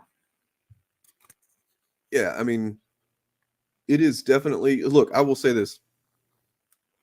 Fucking props for Marvel for expanding and because, like, you know, as far as chuds are concerned, this should be at odds with American comic books. They should be fighting each other or something. How can you put this in an American comic book? That doesn't make any sense, right? Yeah, This is no. like, you know what this is? Okay, so are you familiar with the short story The Monkey's Paw? Yes. This is like the charge of like, we want, you know, comics should be more like manga. We don't like Krakoa. We want them to do something that's not, you know, super like the wrong amount of sexy.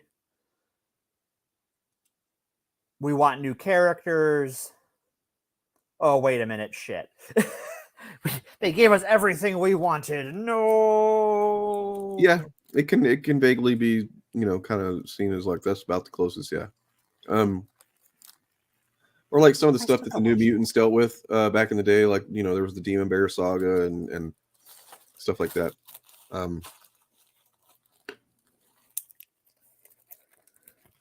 Now, yeah, I mean, like, because I don't follow like previews for new releases or upcoming releases, is there teasers for what like issue 2 is going to be about? Is it more armor, or are they going to like? Okay, I mean, yeah, I think we can look at the yeah. There's a name for it, and I can't remember what the hell it is because my brain is fried trying to find this glue cap.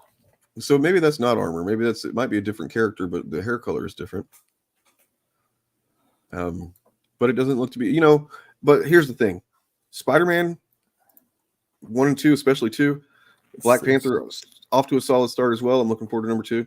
Those are so good that I'm kind of like, okay, you know, I've had an abundance of excellent X-Men for the last 5 years. I'm fine with the Ultimate X-Men being some other thing. If other people like it, then cool. Yeah, like I think that Ultimate Spider-Man is just, if you're someone who wanted like a Spider-Man timeline where there was no one more day, it's a good look at what that would look like. And I think because a lot of people, myself included, were at least like not thrilled with one more day as a story, it's kind of giving us what we've always wanted for 20 years. Ultimate Black Panther just seems like a really solid comic book in the vein of a really solid comic book, where Ultimate X-Men is very, very different from either the old Ultimate X-Men or how X-Men has been for a long time. I'll say this. It does give me hope that they're not just in a hurry to start smashing these together. Yeah. Because how would they do that with the Ultimate X-Men? We're not going to see Ultimatum anytime soon. Oh, thank God. Yeah. Whew. Dodged a bullet. By the way, boop. Got a video coming out on it. Initiative video. We were talking about it the other day. That's the thumbnail. I dig it. Sweet baby Jesus. But yeah, I think Ultimate X-Men is very interesting. Ultimate NFL Super Pro. Ultimate Combo Man. You know? Also, like, it makes me happy that it's not going to be like, one of the things that I didn't like about the Ultimate Universe is how everything was a super soldier serum. Like everything. It was really disappointing when they revealed that the mutants were just also lab created from. It's like, oh man, yeah, that was a big decision to make, and you whiffed it. I think. I found my glue cap. I'm sorry. It's just, I'm very excited. And then like Wolverine was Cable. Cable was Wolverine. Oh God, that's right. Yeah, I mean that's actually pretty good. Snarky Gun. Ultimate Spider-Man is a character-driven book. Black Panther is a plot-driven one, and then X-Men is like, oh. X-Men is fucking. It's J-horror. It's a slow burn. It's genre-driven. How about that? Right. It's a genre piece, right? And if you don't like J-horror, it's gonna be like, what the fuck am I doing here? Yeah. Here's a funny thing that I think is funny that Right Wing Watch uploaded to their channel. It's just like a minute or so. Little palate cleanser. I don't know. Ourselves to be ruled politically by those who ignore the godly biblical foundation of our great country. It's time that Christ followers get politically active and bring the kingdom down to earth, especially in all 570,000 plus elected offices in this country. It's time for you to get involved. Faith Wins is dedicated to engaging pastors, congregations, and Christians in the public arena. Why? Because the influence of Christians needs to be felt around the country. We are good for this country. There are 80 million eligible voters in the Christian community, but only 30 million participate on a regular basis. In 2024, this needs to change by the millions, by the tens of millions. And Chad Conley's going to tell you why in just a minute. I'm Jim Brangenberg. Check us out online at faithwins.org. Faithwins.org. Chad Conley, welcome back to the Faith Wins podcast. Hey, my brother. What's up, man? Appreciate you a lot. So I want to talk a little bit about some of the attacks on you and some of the things that are attacks on generally on the Christian population in this country.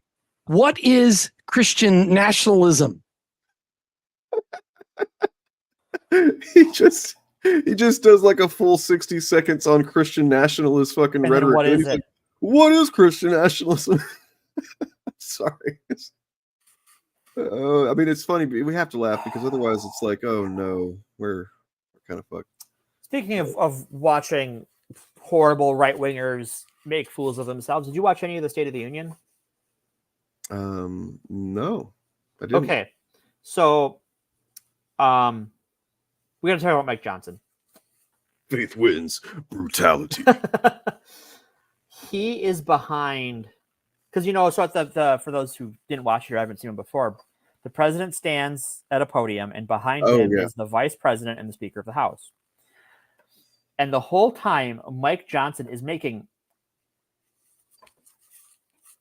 all of these weird face motions, and he looks like he's swallowing his lips, and his face turns red, and he looks like he's got to shit or throw up or maybe come.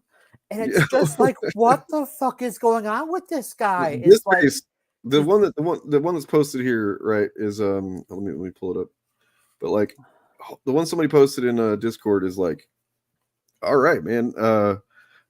Look, I think Biden is a very flawed, but overall we could do a lot worse candidate, right? I have things I want to say, but I'm going to save it for Sunday. This guy seems to think really highly of Biden.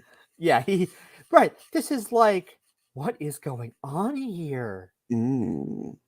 Like, is he like? Does his son have to check his porn habits again on their little spy app? Like, what the fuck is going on?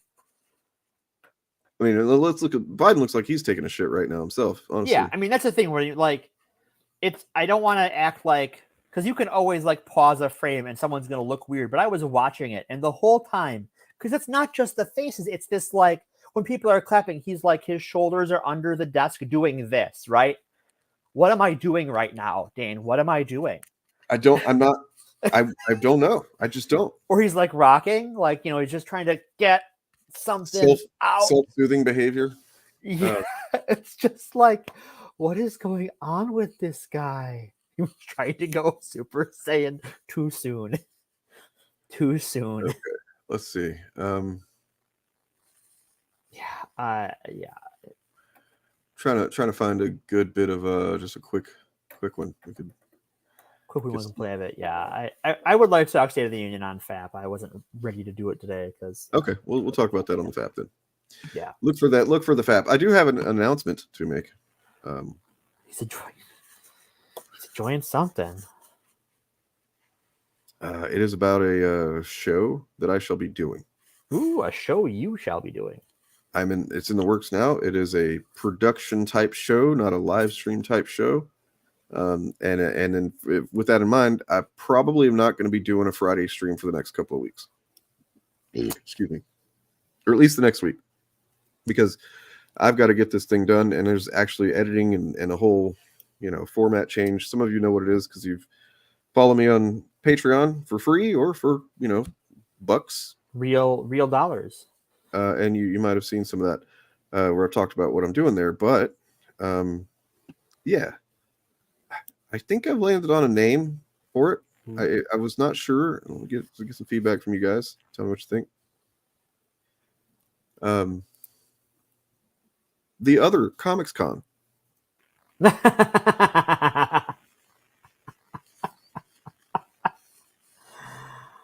Oh. No? Yeah. Give me thumbs up or thumbs down or ones in chat if yes, twos if no. Yeah.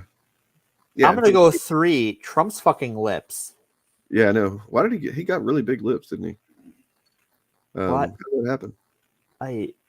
You could shoot a golf ball in that mouth. It would just sit there in his lips. One? Okay. Love You it. gotta love it. A few bones. Yeah, I'm just gonna start doing fucking R.M. Brown's shtick. If you guys are cool with that, just a few measly bones. I've been For the watching cost of half the coffee I drink on a given workday, you could help keep Dane streaming. Yeah. Now Q like that, like in the arms of an angel plays, and just for a few dollars a day. Oh, only for like you help? Won't you help? Help this poor Portlander. Yeah, I mean, him and his 7,000 kids and his dog and Gordy. And Gordy needs some like premium cat food because he's got dietary needs that and we all love Gordy here. That's what he tells me. He's like, if you don't fucking get that, I'm gonna shit all over the place. That's my dietary need. Look, I'm trying to like make you sympathetic to and work with me on this. Gordy, come make me sympathetic, Gordy. He's just laying there. He's just sleeping. He's just because he doesn't have his special food. That's why. Like he sleeps all the time because he has dietary needs. You're useless. All right. I appreciate we've approached this with 2 completely different strategies. I'm not good at selling myself. Anyway, yeah, that's gonna be that show. It's gonna be I don't want rather than describe it. You'll see. We will see. It is kind of a culmination of a lot of stuff that I've done on the channel. It's also kind of like a full circle thing from like the original concept that I was gonna do on my channel before I made a video, and then didn't end up really doing that. And then it's also just like comedy, and also other people. Some of them are contributing knowingly. You're going to have contributors, some of them willingly. Some of them know they're doing it. Yeah. Yeah. I'm just trying to release the video is going to be released. This might tell you what the topic is about. I don't know. Going to try to drop it within a couple of days of X-Men 97 dropping. So. Ooh. Nice. I can see why. And speaking of which, we're going to have a Fapcast review of the first week of that when it drops because we are hyped. Yeah, we're going to be doing some X content, I think. Yeah, we've got some X-Men stuff to talk this week. Well, this month. Download this thumbnail that I've made for the Fapcast that I just hadn't downloaded yet, and then I can show it off. Woo! You haven't even seen this. Morgan hasn't seen this. This is live to me. I'm excited. I love seeing I love seeing the thumbnails. If for no other reason, you should watch Fapcast for the thumbnails because they're amazing. And the intro. The intro is gold. Boom. Oh. Mm-hmm. I do not speak Krakoan, so I don't know. Well, somebody knows how to speak that, then there you go. You know what the episode's going to be about. I don't know if this is going to be the same one as where we talk about like, because this is the one that I proposed to you like yesterday or something where I was like, we got to do this just because sure we have to. It says, so what it says is best era ever. Yep. Yeah. Because there was there's some takes that disagree, and I think we've got one that we're gonna chat about a little bit. And we're also going to talk about, I believe, things we didn't think we liked that we loved. Yes. Screwface Capone. That sounds awesome. Oh, sweet. That's obscure rad. X-Men video game. Which one is it? Now I want to know. Yeah, you got me all titillated.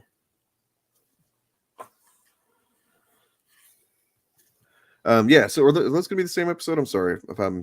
Yeah, I think we're gonna do them because I don't think it'll take that long.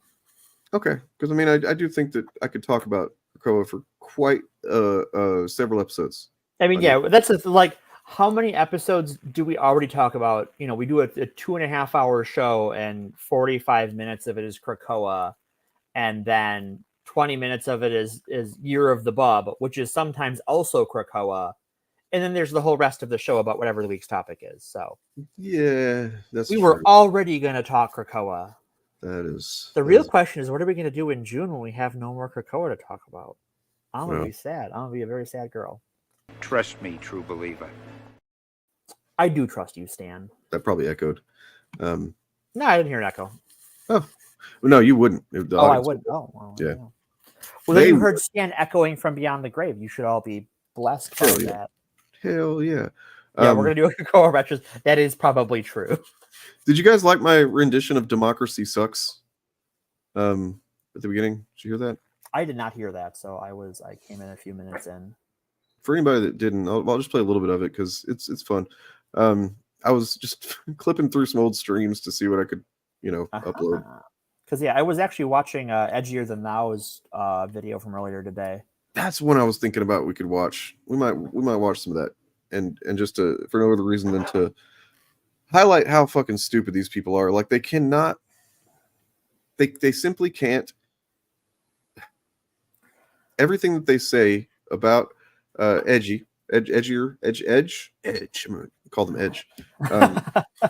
Is like some kind of like fucking pretentious attempt at some psychological breakdown analysis / insult, about their mental state or something like that, instead of just like refuting the things that were said about they fucking can't film. refute anything. Well, I mean, there's a reason why they can't, and Edgy reviews that in their video, and I don't want to like spoil it because it's actually pretty enlightening, and it's also going to touch on what we're going to talk on Sunday about with some of these people who talk about things they. So there's a video that I found, and I know that these people have talked about it a bit, but it's like a year old or so. But like, there's a channel that maybe Morgan and I have talked about already once. Yeah, we may have. It's Thinking Critical has a video about why Krakoan era X-Men is the worst X-Men era in history. So we're not only going to talk about why we think it's the best, we're going to address that, because how the fuck can you say that when the fucking the Ike Perlmutter mandated fucking hey the fucking Inhumans are just as good as mutants, right guys? Fucking error exists. Great value, yeah, the Inhumans, aka Great Value Mutants. Like, I understand if you don't like it. You don't like it, that's fine. You think it sucks, fine. But like, how can you possibly say it's worse than that? I mean, unless you just don't read the comics, which we'll see. There's a number of X-Men eras that I like less than this. Yeah. All right. Whoops. It's absolutely adorable. Backwards build themselves as the libertarian Rage Against the Machine, which is just so fucking cute. It's Raging for the Machine. I had looked at the track names of Backwards, and there's some interesting ones, particularly one, Democracy Sucks. Definitely good guy thing. Democracy sucks. That's cool, man. Loyalty is conditional. You're misinformed. So they tug at your heartstrings to mask what's underneath. Emotions are running high. So it's like this nobody is the Ben noticed Shapiro a lie. experience. No, we notice your lies all the time. Using false security as a bribe. But have you ever thought about as to why these people will go around hoping that you frown? Oh, that's lame. That's lame. At the idea that the sky's falling down. Wow. I know, wow. That was my reaction to that rhyme scheme that you just did. Was wow. They use it to control you.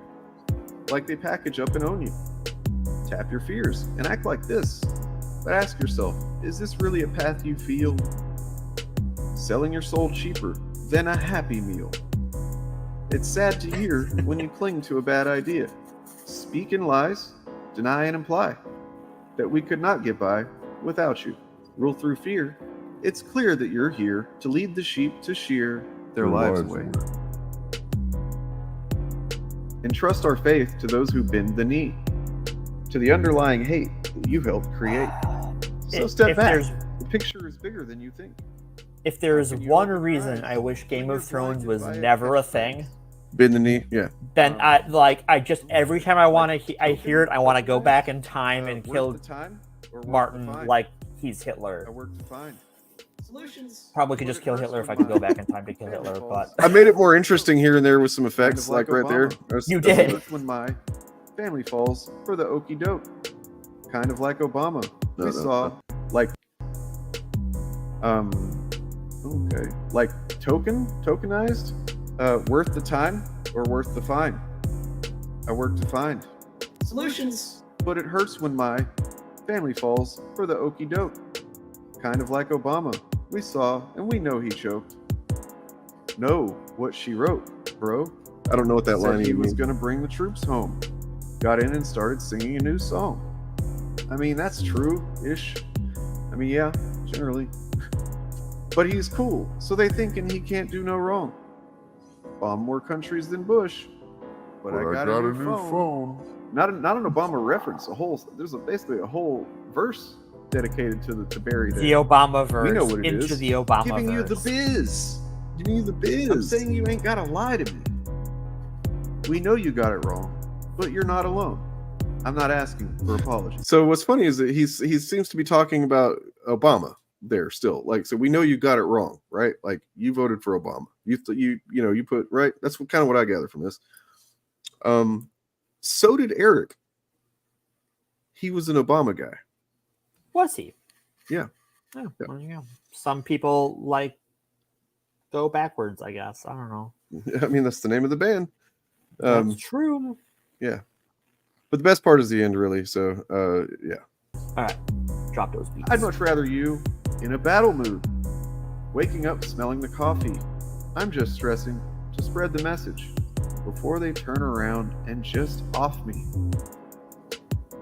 Jesus Christ, man, that is all over the place. All right, so that's Democracy Sucks. I guess. No, I'm actually kind of disappointed that he doesn't say Democracy Sucks in the song. I mean, I know not every song has to have the title in the song. I know that.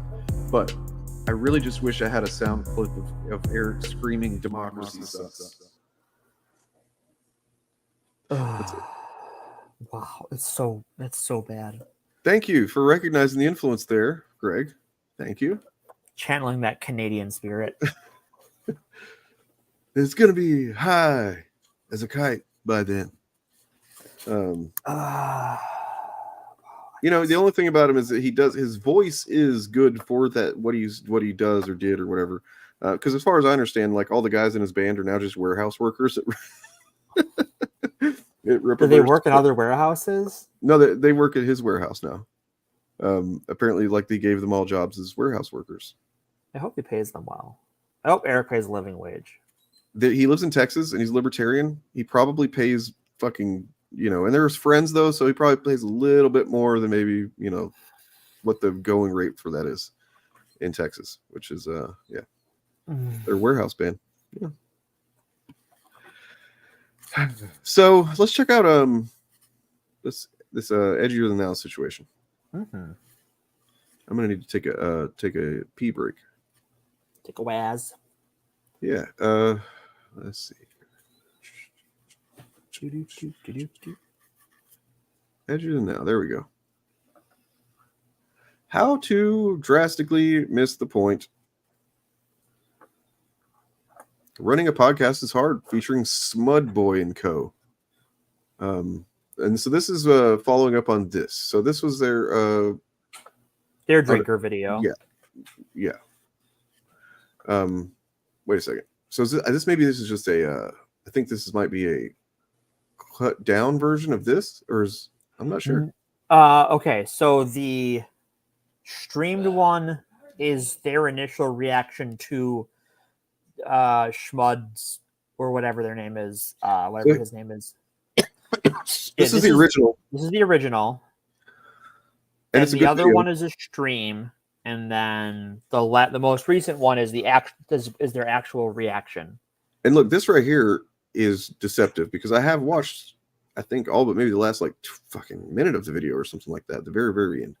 So I don't like this. It's making me look bad. And then then this is Smud Boy responded. They were watching that as it happened, and also I don't know if they talked about in this one how some fucking website used one of their videos. Oh, really? No, I don't know. I guess they're going to maybe do a different video about that. But yeah, I'll leave that to them to. Basically, it's some anti-trans website used their video and did some propaganda somewhere or something. Yeah. What does smud mean again? Nobody tell me. I looked it up the other day, and it's something like, why would you self-apply this?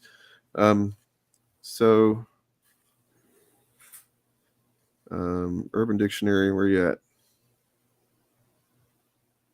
Oh, you know it's good where you touch the Urban Dictionary.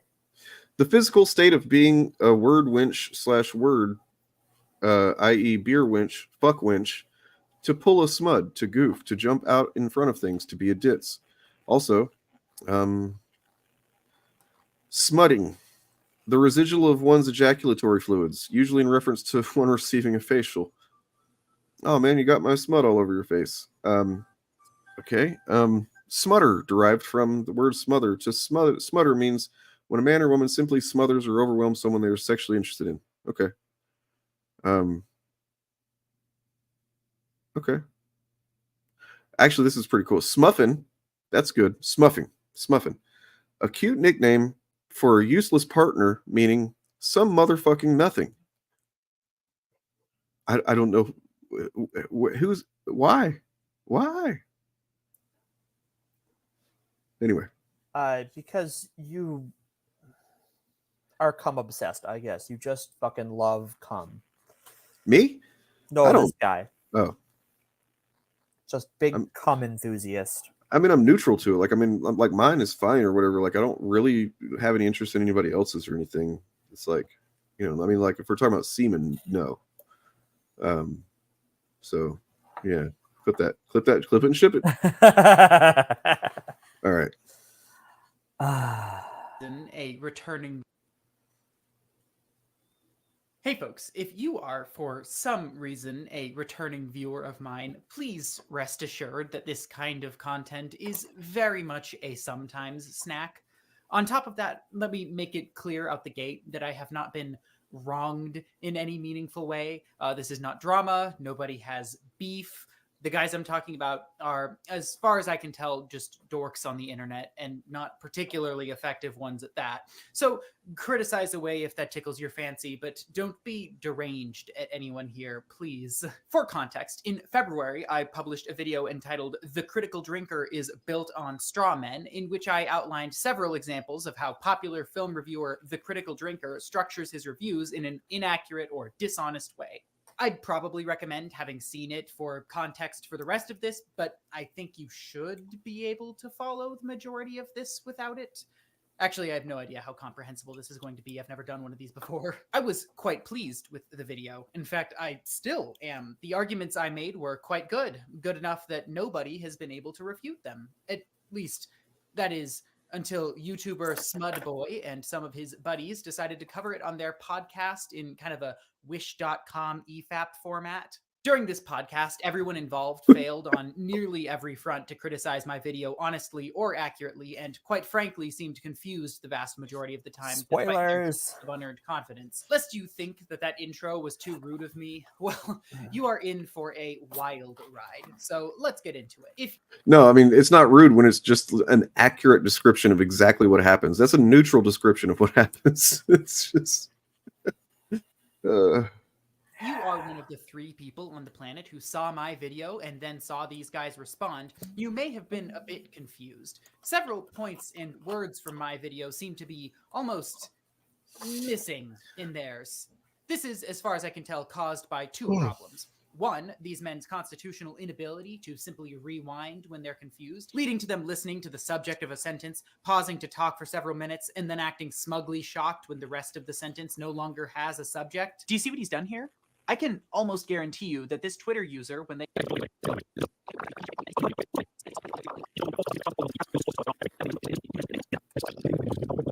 So this is a tactic that these types use all the time, which is when they'll be e-fapping a video, and which I've refused to make a verb. I'm sorry. Like we're fapping. We fap. We Our fap. video, our streams fap. They're just watching the shit for a long time.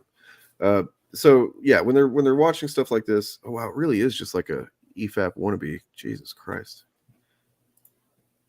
Like to the fucking design and everything. Wow. Anyway, so by the way, the channel's name is Edgier Than Thou, Kinley. The link is in the chat. It's also in the description. You can find that channel and as well as many other channels of like, you know, good quality content where people like put thought and you know cool people understanding and like analysis and not just like okay. So they will do this where it's like they're watching a video about somebody that they're criticizing. They've already made up their mind. They're going to like shit talk this person the entire time. The substance of what they say often doesn't have much to do with the arguments, especially in this case, but it's not even uncommon for the people that do this to do this type of response where they'll, you know, so like the video will play for a minute and they'll kind of let it play for like, you know, literally a minute maybe. And then one of them will pause it, or they'll pause it. And then they'll start talking about something that was just said, or they'll make some observation that they think is very clever, like they think everything they say is very clever. And then they will just talk for fucking minutes and minutes and minutes and minutes and minutes. And then we'll get completely off of the rails of like what the topic was or anything. And then, you know, go back to it. And it's like, and the effect that often has is it undermines whatever point was being made in the video. And people forget, you know, so like if you cut it in the middle of them making a point, well, you come back and they're just saying the second half of a point that you don't even remember the fucking first half of, you know, if you're an audience member. And that's, you know, I don't know how intentional it is, but it's definitely a thing that happens a lot. If you don't already agree with them, it makes them look very dumb. Yeah. And instead of listening to the arguments being made, if you're in the audience, you've just sat there and listened to these guys that you think are just cool guys and they're so clever, just talking shit on this person for several minutes straight. No, they had some good zingers and shit. You know what I mean? Never mind that there's actually substance to be gained from the things that, especially Edgier Than Thou was saying and says generally. That he's a Mary Sue, but no matter what other arguments the drinker makes in this video, he's already set up a fake opponent to knock down. No matter how good or bad his follow-up points are, the subject of his response. No. Who's the fake opponent? I don't understand. Oh, wait, you skipped through the video and then you don't know who the fake opponent is.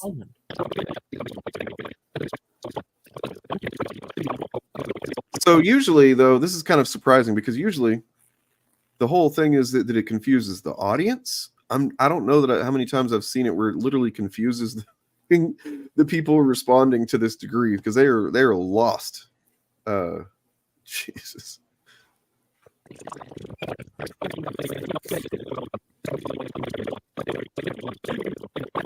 To do the same. If he were confident in his positions, he would be able to destroy his opponent without. Which opponent? Who is he talking? What are you talking about? This Twitter user, he presents an unpopular tweet referring to Anakin Skywalker as a Mary Sue. More obnoxiously, when they pause the video and resume, a small amount of time is skipped, leading to words and phrases being flat out removed from my video.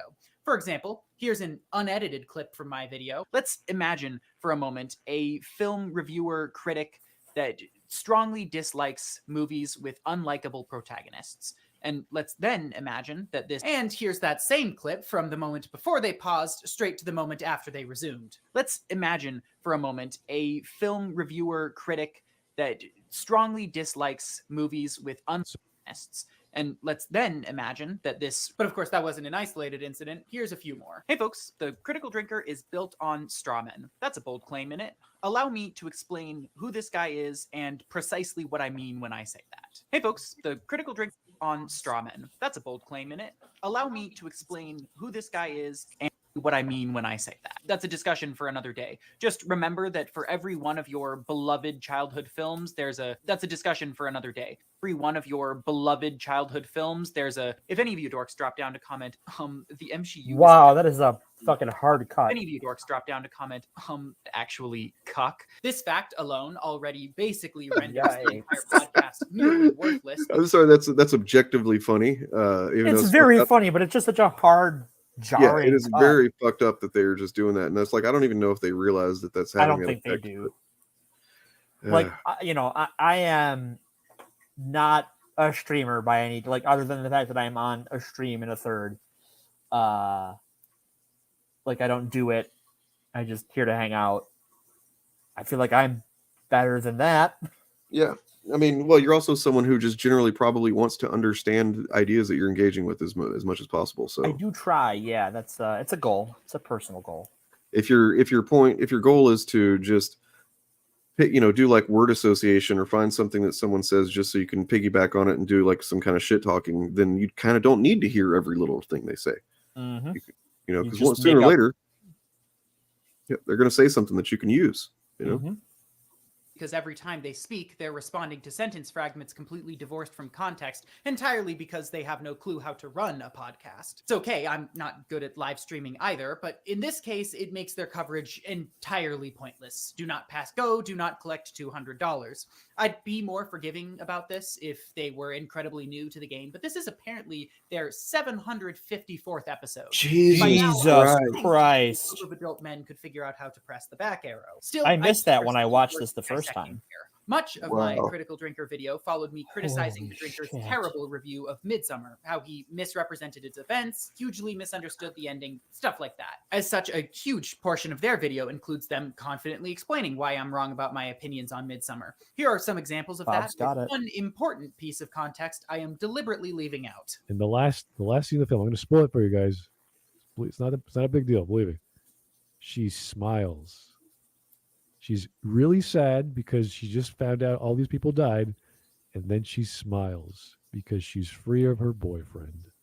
Okay, so it's a bit of a waste of time. It's a colorful waste of time. Okay, so she started as a bratty girl. She didn't grow at all emotionally, and in the end, she's happy everyone's dead. That's mentally deranged. Because she broke up. She's supposed to be the bad guy. Okay. Well, it makes her a bad guy. So, for I don't want to spoil it because it's a drop that clearly edgier than I wants to do. But yeah, holy shit, man. Holy shit. I'll just wait. For sure. Like imagine there was no crazy cult. It would just be a rom-com and a depressing one. Imagine if Thing was different than Other Thing. It does not. You use these It's no rom-com without the com. without the comedy and without much romance because everyone's depressed and they want to leave each other. So it's a rom-dep.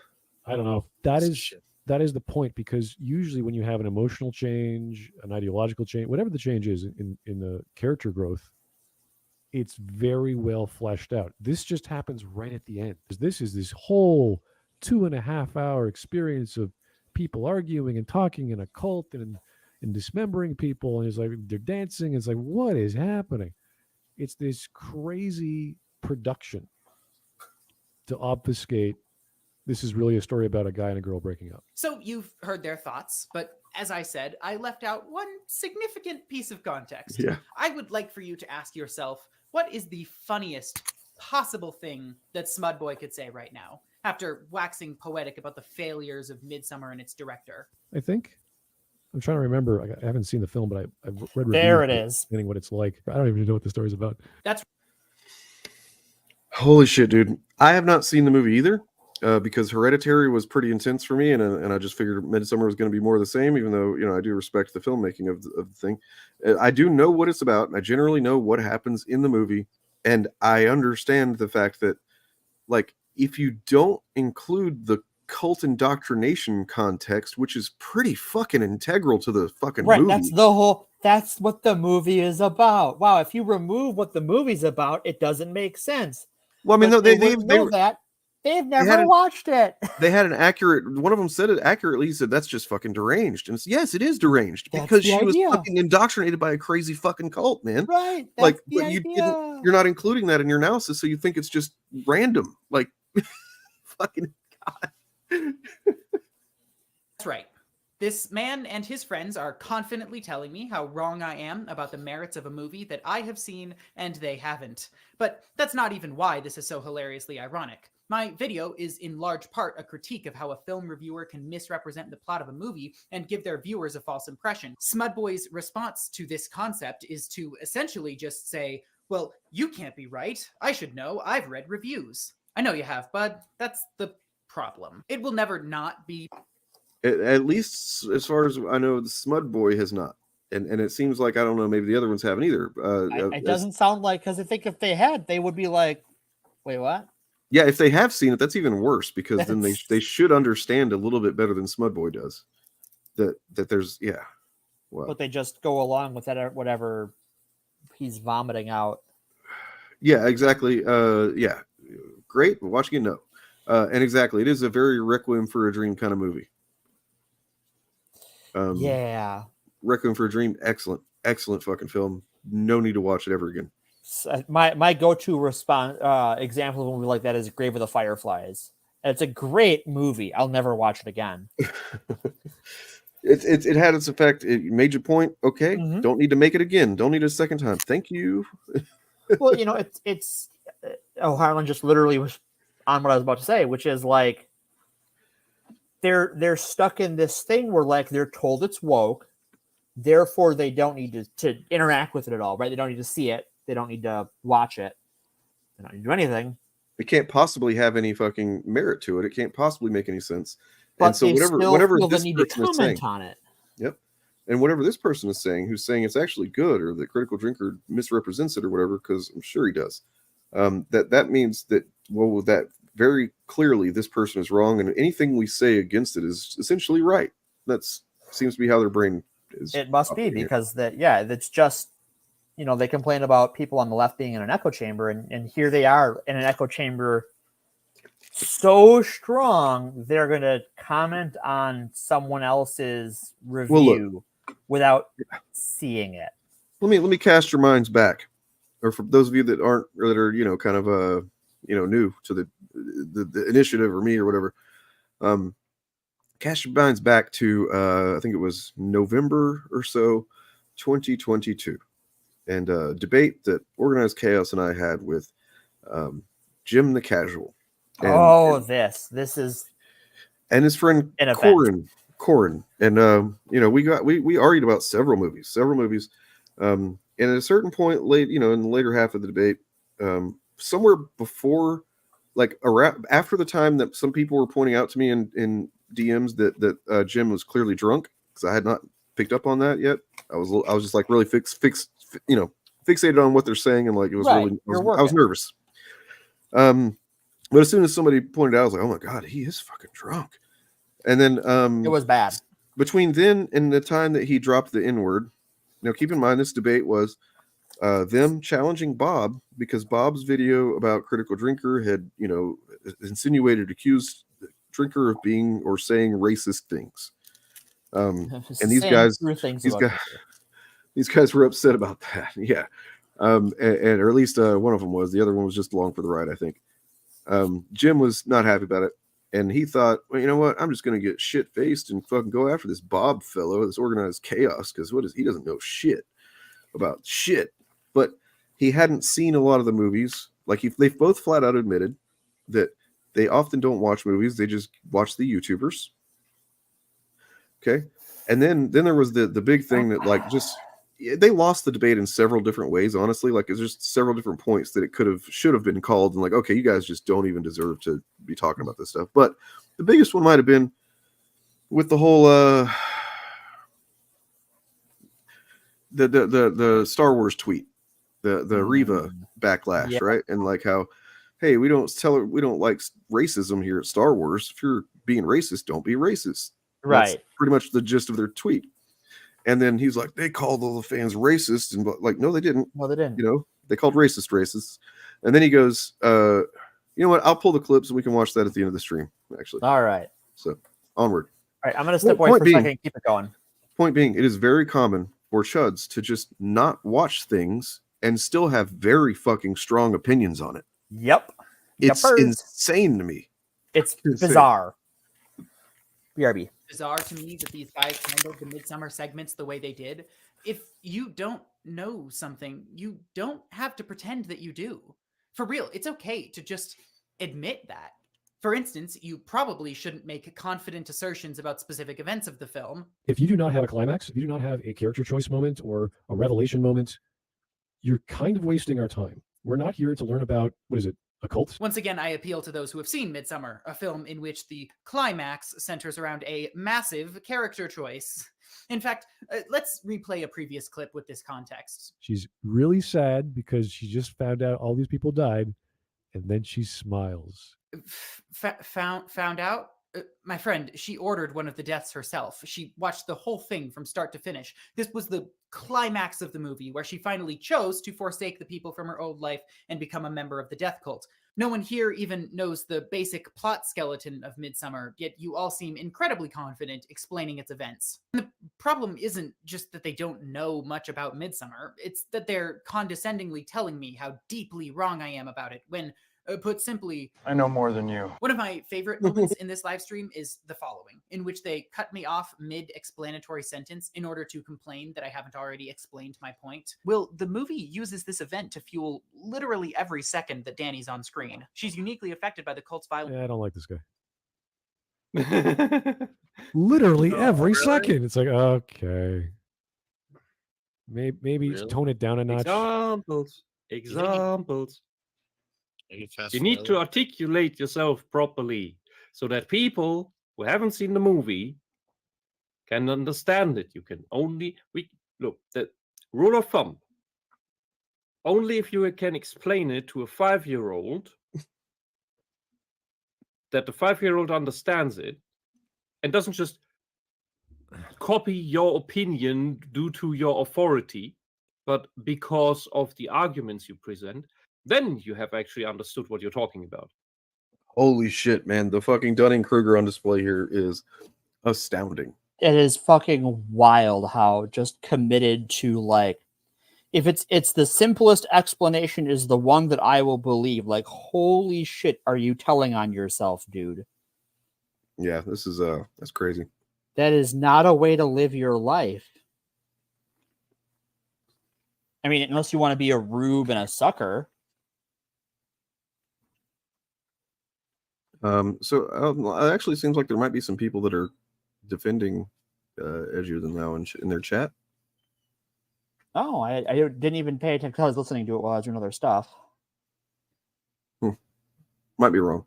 Let's see. You don't seem like you understand what you're talking about. You seem like you're making up shit out of nowhere. Yes, you heard that correctly. They stopped me from explaining my point to preemptively say that I'm making shit up. But I will let this clip continue because it gets very funny again incredibly quickly. Yeah, when someone goes to the realm of like conspiracy fanfic, that's when something does not make sense in a story and they're desperately trying to fill in the blanks or connect the dots to make it make sense. Like, why does this cult care so much? What's the point? Why is this person related to the cult? Like, I don't know. I don't know much of the story. But if you were to connect the past of this person with the past of another person in the cult, that would be something. You'd be, oh, there's a connection there. How does that work? Why does that work? Then we have something to work with outside of just being a cult. Just, hey, we're the setting. For the Speaking of cult, the people in chat that are like working overtime to support these fucking guys that don't know what the fuck they're saying, and they're just like saying anything they can then they're saying it really forcefully, in the, you know, like matter of factly, and yet they're saying nothing because they're not actually engaging with anything that is being said. It's a call and response. Mhm. It's cult shit. Yep. those who aren't aware, one of the main characters of the film is not only directly connected to the cult, he's an active member, and the film goes out of its way to explain that every 90 years, the cult's tradition necessitates that they bring in a few outsiders. I hate to keep harping on this, but watch the movie, man. The fact they haven't seen the movie is bad enough, but they also can't interpret the things they do know for shit. Here, listen to this. He also, if you'll believe it, misinterprets the film's ending, claiming that the narrative frames what happens to Danny's ex-boyfriend as a good thing, as though It's worse. Hold on. I just realized how many layers there are, because these guys are defending critical drinkers nonsense. Mm-hmm. and then the people in their chat are defending them. They're right. It's like It's it's it's a multi-level marketing. triple layer fucking nonsense, fucking cope bullshit. It's holy shit. Yeah, it is It's like trickle MLM. down chudonomics. It's like a cult Russian nesting doll. It's just punishment for this toxic white man. And why does this movie act as if Christian somehow deserves what happened to him? Like his death is justified retribution for what he did? Because I'm pretty sure if you reversed the genders here and showed a previously faithful, patient, and supportive woman being drugged and coerced into having sex that she didn't particularly want. I haven't seen the movie, but I'm willing to bet that it does not present him as being deserving of what happens because it is a horror film. Right. It's a whole. It's just this weird genre blindness they need to make their arguments. Jesus Christ. On then being condemned to burn to death by her jealous boyfriend, people would not be singing the praises of this movie in quite the same way. But simply, he's full of shit on this front. Why? No, the movie does not frame this act of mass murder. She's happy. It's a good thing that She's indoctrinated. She's into a brainwashed cult, right. by a clearly demented fucking cult that like murders people, and I think they make one guy have fuck a bear or something like that. It's you would know this if you just even. I mean, look, I haven't seen the movie, so I know this, and having not seen it, you could know this too. Read the Wikipedia summary. Holy something, shit. right? Like what I did was I watched the dead meat video on it, the kill count. I think that's what I did. her boyfriend died because she's happy. She smiles. They are. I shit. Wait, the boyfriend died because she smiled? I think he has that backwards. Yeah, I think because whenever you're just saying bullshit, you don't realize that you've just said your bullshit in reverse. Right. That's what I thought, Bob. I figured that, like, I know that he was like kind of a shithead or whatever, but like, I don't think that it was presented as him like he's just an evil guy, so he deserved to die. Right. Yeah. It's a horror film, and it's You not of the opinion that if a character smiles at the end, it must mean that good things are happening. No, it doesn't matter that a man has just been lied to and agonizingly burned to death in front of us, or that she just ordered the murder of her boyfriend. She smiled. So I guess that means it's all good. That is it. That is it. Like, they literally, that's the fucking level of their analysis, is they think that, of course, not having seen the film, they if a main character is smiling, so therefore it's a happy ending, and everybody condones everything that happened there. I want to see these guys do a review of what the fuck is the Twilight Zone episode? The cornfield one. I thought you were talking about the library books one, the books and the glasses. That's a good one too, but It's a Good Life. I would love to see these guys watch A Good Life. It's a Good Life, which is a classic Twilight Zone episode. Because it is all about this like it's a Twilight Zone, so it's horror, of course. But it's all about this child who can wish anything true. And basically he's forcing the people in this town to go along with what he says, or he will make them something ugly and then wish them to the cornfield.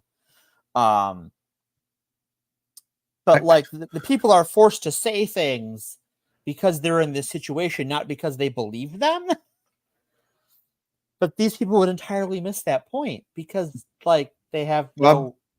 I hope and fucking pray that they do cover this and do the exact same thing, because that's the only thing that I guarantee they can't do much more than what they're doing with this video. Because, like, why would you do this if you can do anything else? Why would you respond to content this way if you have other fucking abilities? Like, this is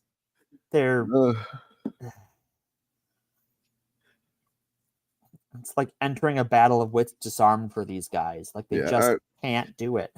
You know what? We'll just call it there, because I don't, I just wanted you guys to, get an idea of this going on, and look. If you want to watch the rest, what you should do is head over to Edgy's channel and watch it there. Edgier Than Now has handling this like a fucking pro, despite not being one. I mean, who is really? Definitely not those fucking guys. Not Smud. No, they're not either. But they have a following, and that's fucking, upsetting. So let's get Edgier Than Now following, because they've actually put a lot of effort and, thought and analysis into everything that I've seen that they do is been pretty fucking awesome. So They're great. I love them. Then Yeah. I found them through this channel. I found them just randomly on YouTube, and you know, sometimes it's been more often lately actually that I randomly find. That's how I found Westside Tyler. That's how I found who else? That's how Chariot found you. True. Well, and that's how I found Chariot, having found me. is that I saw a video with my name in it. Oh, that dang guy. Actual fan of who's this talking shit on me? Oh wait, this person isn't talking shit on me. What? By the way, I like your headline under your name there. Appreciate that. The solidarity is fucking solidarity required. All right. All right. So we'll call it there. I'm tired, and but I do have some actually 2 clips before we go. We'll watch one, and then we'll come back, and then we'll end with the other one. Sounds good. So first is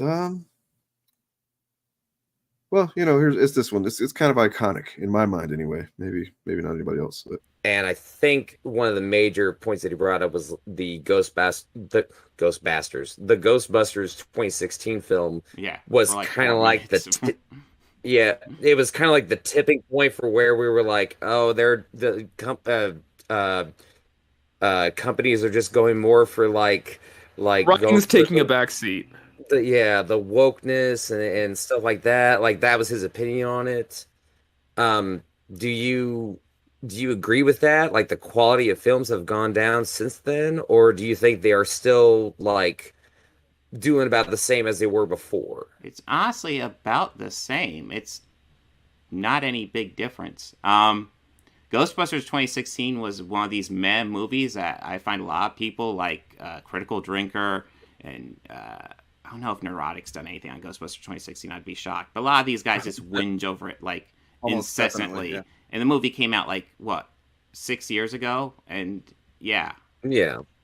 I don't see I can how see that's a why, reflection though. of- I have an opinion on that. What I think happened with Ghostbusters 2016 is a certain, there was definitely a shift that happened with that movie.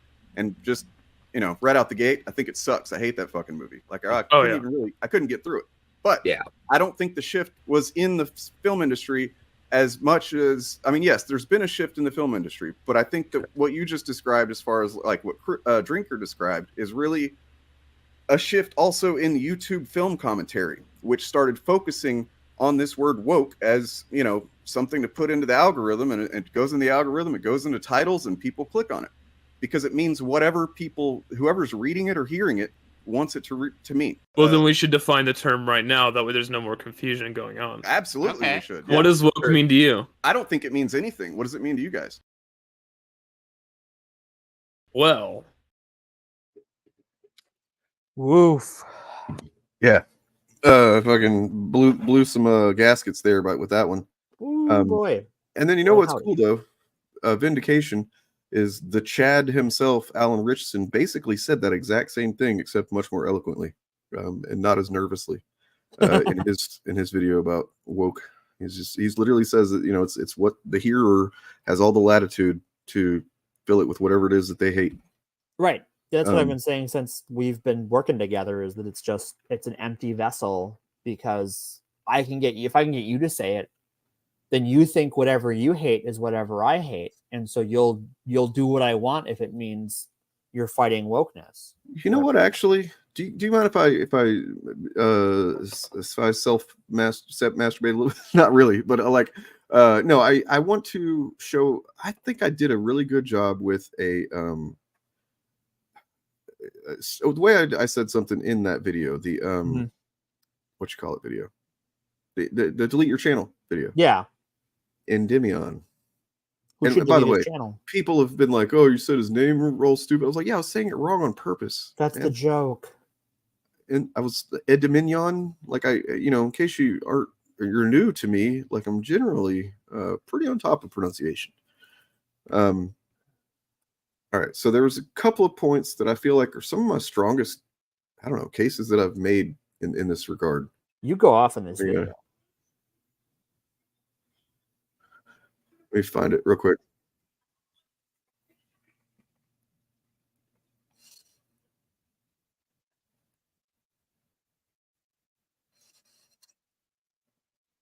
Okay, here we go. All right. So this is what I mean. That I don't know. I'm going to clip this. It's I'm actually pretty proud of this. Several minutes here. History, and we fucking value history. History is important, and that's exactly what. Like, honestly, I'm really kind of stunned that he was so. He just came out and said the whole, exterminate, gay people, black people, and stuff, because it's. I know a lot of people believe that in this woke thing as something that's real or whatever, and they don't necessarily want to kill people, right? I know that those people, there's a lot of those people. I know that they don't want to. There definitely are some that want to, for sure, but I know there's some that are just like, this stuff is annoying, and it's, I don't like it when it makes me think of this stuff when I'm watching a movie, and those people exist, and it's just, if you're one of those people, I would consider that probably the people that do want to kill people and want to exterminate people, they might have been where you're at some point, where just for them that a couple of years ago or something, it was just annoying, but you spend enough time thinking in these terms and thinking about, using what Alan Richards was expressing as a thought terminating cliche. And I made a video before about it I called it, it's actually more like a thought chaos cliche, because as he expressed there fucking very eloquently, it's like two people can be saying the same word and thinking almost completely different things. But they think they're, we're in agreement, right? We both hate wokeness. Well, this guy's thinking he just, I just don't like whenever they put Black Lives Matter messages in my TV shows. And this other guy's thinking, I want to kill fucking black people, Yeah. And that's a how problem. it starts. That's the first step in radicalization right there. It's a gradual process. Very few people watch a single video and immediately go, oh yes, we must kill all the blacks in the. Yeah, no, I know I threw you for a loop there, Bob, because the obvious one once we were done was the, delete your channel. But then as I was editing, I was like, wow, this was actually really fucking good point that I made here. And I don't know if it's because my eyes were fucking bleeding or what. I guess I don't know if you can tell, but my eyes are fucking not bloodshot. They are blood red in this whole thing. Because I had pink eye. That'll do it. Kind of crazy. But so maybe just because I couldn't see, I was like thinking better. I don't know. Maybe. Well, you look at, I think you're on point here looking at like J.K. Rowling when she started her like, be whoever you want, blah, blah, blah. I'll march with you, blah, blah, blah. And it was all empty platitudes back then. But now she's like, nah, fuck them. Yeah. It all starts somewhere, folks. All on board with the worst possible stereotypes and cliches, and I will not be surprised when it switches to eliminationist rhetoric. Full stop. Nobody wakes up, or very few people, I suppose, wakes up one day and they're just like, I want to eradicate X type of person. I think they shouldn't exist. They shouldn't be in this country or anything like that. It's kind of, there's a process that generally gets there, and that's what this content is. And I've said it a million times, I'm sure you're tired of hearing it. It is a big part of what it is. It's I don't think it's a coincidence that the word woke really had a lot more play in fandom spaces than almost anything else before it kind of branched out and got into fucking actual politics and government shit. Policies are fucking built on this word now and shit. And it's like, Stop Woke Act is a thing that passed a state house, and everyone who voted for that name should lose their job based on that name alone. Well, I mean, it's like Alan Richardson says, is it a noun? Yeah. It's not a fucking pronoun. That's true. There might have been a little bit more here. Let me see. It's a process. And Bob, by the way, also Bob of the Old Ways had some fucking excellent shit to say as well. Like, this is just, thankfully a lot of people are seeing this video and it's gotten pretty good responses so far. It hasn't been, I guess Endymion doesn't really have the cultish following that certain chuds do, or maybe they haven't found it yet, because it hasn't really been, and he won't mind if he deletes his channel. He really should just delete his channel. He should just delete his channel. The person they were 5 or 6 years before that would not recognize who they are now, but they didn't notice the change while it was happening. And it's in part because of content like this, where dishonest actors like Endymion TV will lie about popular figures and try to astroturf them into being something they're not. I would say that, like, if you're somebody that uses the term woke and you know, you just mean it in terms of like you find this stuff annoying or whatever, you don't like it in your movies and shows. Okay, I'm not going to sit here and tell you to change your mind on that part of it, the where you get annoyed by this stuff. But like, I would strongly urge you to just find more succinct ways to explain the thing that you don't like whenever you have to explain it, if you feel the need to. You know, we can have a conversation then, you know, but if like the extent of what you're talking about is just like it's woke. You know, I've had several encounters with people, you know, debates and stuff where I'm like, I asked them to define woke and they can't really define it. They asked me to define it. I'm like, I don't think there is a definition that's functional that anybody would really agree on. I think honestly, his definition, Alan Rishton's, is the best one I've heard. It's like Christianity. Anyway, yeah. So there's that. I need to clip that because that's a good one, I think. And I'll be honest, I haven't been feeling very great about my effectiveness in communicating these ideas lately. Like, I feel like I've mostly been leaning on kind of standard talking points and like things I've said before and jokes and, you know, just like shit talking, you know, and I sometimes I'll listen back to older stuff and I'm just like, man, I think I was, I don't know, better at it. Well, I think what it is there is a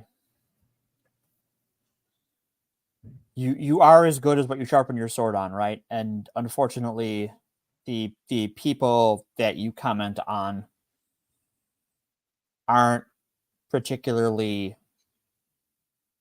sharp individuals.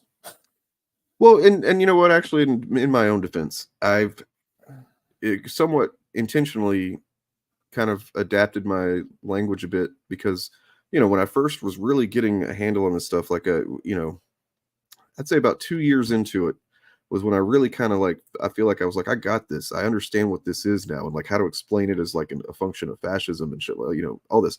And I would just say it like that. You know what I mean? Like, this is just an extension of fascism. And it's like, that's true. I believe that still. But I mean, is that the best way to convey these ideas? Is that really going to get through to anybody and help them understand anything? Right. That is going to break down their own biases or anything. So I think generally I feel like I've dumbed down my language a bit, but I mean, maybe I have just out of necessity. When you're talking about people who try to appeal to the lowest common denominator, occasionally you have to. It's not thankless, actually. I mean, they're you know, now and then, and I'm sure if I read more comments, then I would be, there are people that appreciate it, and that's, you know, what gets me through and whatnot. But yeah, thanks, man. I appreciate that. Gotta love how fake anti-lefty cancel culture, call out culture, progressives continually downplay the rhetoric and platform reach the POS like JK. Yeah, she's a billionaire. She affects policy. Sorry. Like she's she like does. probably more affects things more than like the fucking royal people do at this point. You know what I mean? Like she's they're just happy to get paid, right? The royals, you know, they just collect a paycheck, right? She has more cultural sway for sure. Right. But she, you know, she's like the people she's talking to, the people she's promoting are involved in organizations that lobby government and she finances them. So she affects policy. Sorry. Like that's just the case. I appreciate that, man. That means a lot to me. And yeah, I appreciate that. I do. You know, that's why I like this, the new show. It really is an attempt for me to kind of like do a soft reboot. And just like, I don't know if I'm going to say this on stream. Maybe I shouldn't. No, I'm not going to. I was about to make an announcement about something that I've decided a while back, but I don't know. Maybe it's not the best idea strategically. Sometimes you got to play the game. Yep. All right. Yeah. So we got one more clip we're going to play on the way out the door. Please show up on Sunday for the fappening. Sunday. Be there. I don't know why I said the fappening. That's not a good thing. The fappening. No, that the fap. Oh shit. Well, that's good to hear, man. And by the way, sorry. I mean, I know you showed up just a little while ago, right at the tail end, but you know, go back and watch from the beginning. Yeah, you can always. The stream will be here for a while. Yup. And yeah, if you want to follow me, I've been doing some kind of impromptu recording sessions and production stuff, like private streams where I will post a link. I'll either send them and post it and then send it in DMs to or just exclusively for people who are paid patrons, but I'll probably do one for everybody that follows me, whether it's for free or whatever as well. So if you want to get a glimpse at the show I'm working on, I'll probably do one of those maybe tomorrow night. Ooh, spicy. Honestly, I might do one tomorrow night. So, thank you. Yeah, Speaking it is. of which, it's well, that is a cool shirt. I dig that. That's awesome. Yeah, I mean, Rocket and Guardians 3 was just the shit. Holy shit. Guardians 3 is so. When they were like, "Oh, Marvel's failing, Marvel's collapsed," and I'm like, "Have you seen Guardians 3? Shit was fire." Thank you, Jason. Oh. Thank you. Cool. All right. Yeah, it'll be me and Morgan on Sunday, and some good times, I think. Yeah. Well, we're talking about some great stuff and some people who have some not great opinions and not great reasoning, and maybe they're just liars. I think that's we're gonna take a big dump on Thinking Critical and his bullshit. So that'd be fun. Here is this other thing. Peace. Take care of yourselves and one another. Patreon.com/actualfandom. Bye. Bye. They're talking about racist Star Wars Yeah, fans. they're not just. These things aren't mutually exclusive, dude. There are people who call themselves Star Wars fans who are racist, and that's who they were talking to. The ones who were saying that shit to Moses Ingram. It's not that hard a concept. It really is mind-boggling to me that you guys seem to just fall over yourselves to misunderstand this shit. Are you 100% sure that every single tweet that she got or DM or whatever was purely racist? No, but she definitely got they didn't racist say that. ones. You see how you're moving the goalposts just like all over the fucking place, dude? That's what the story was. That was the basis. They never said that. They did not say 100% of the fucking messages were like, stop making up criteria that don't matter, dude. That's how it got spun, though. That's my point. Because she did get racist messages. She absolutely did. It didn't get spun that way. It got blown up in that fucking echo chamber of the fandom menace and whatnot, where they're acting like that's what was said, when it really all that was said was literally right there in the tweet, and you can read it. And if you want to misinterpret it and blow it out of proportion and take it personally for some reason, that says a lot more about you than it does about Star Wars. What does it say about me? I don't know. That you're insecure about something, that that you don't know how to read very well, that your comprehension sucks. I'm not sure. God damn!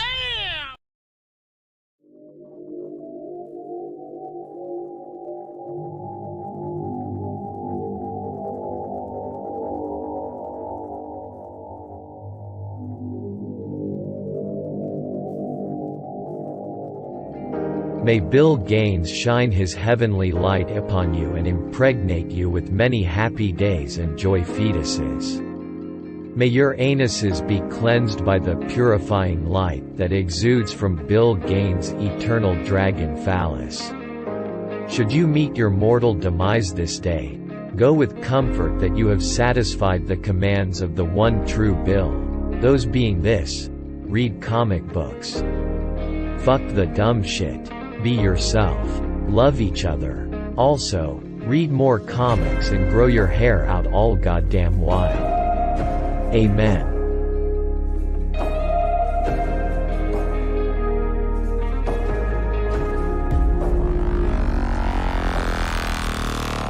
Actual Fandom is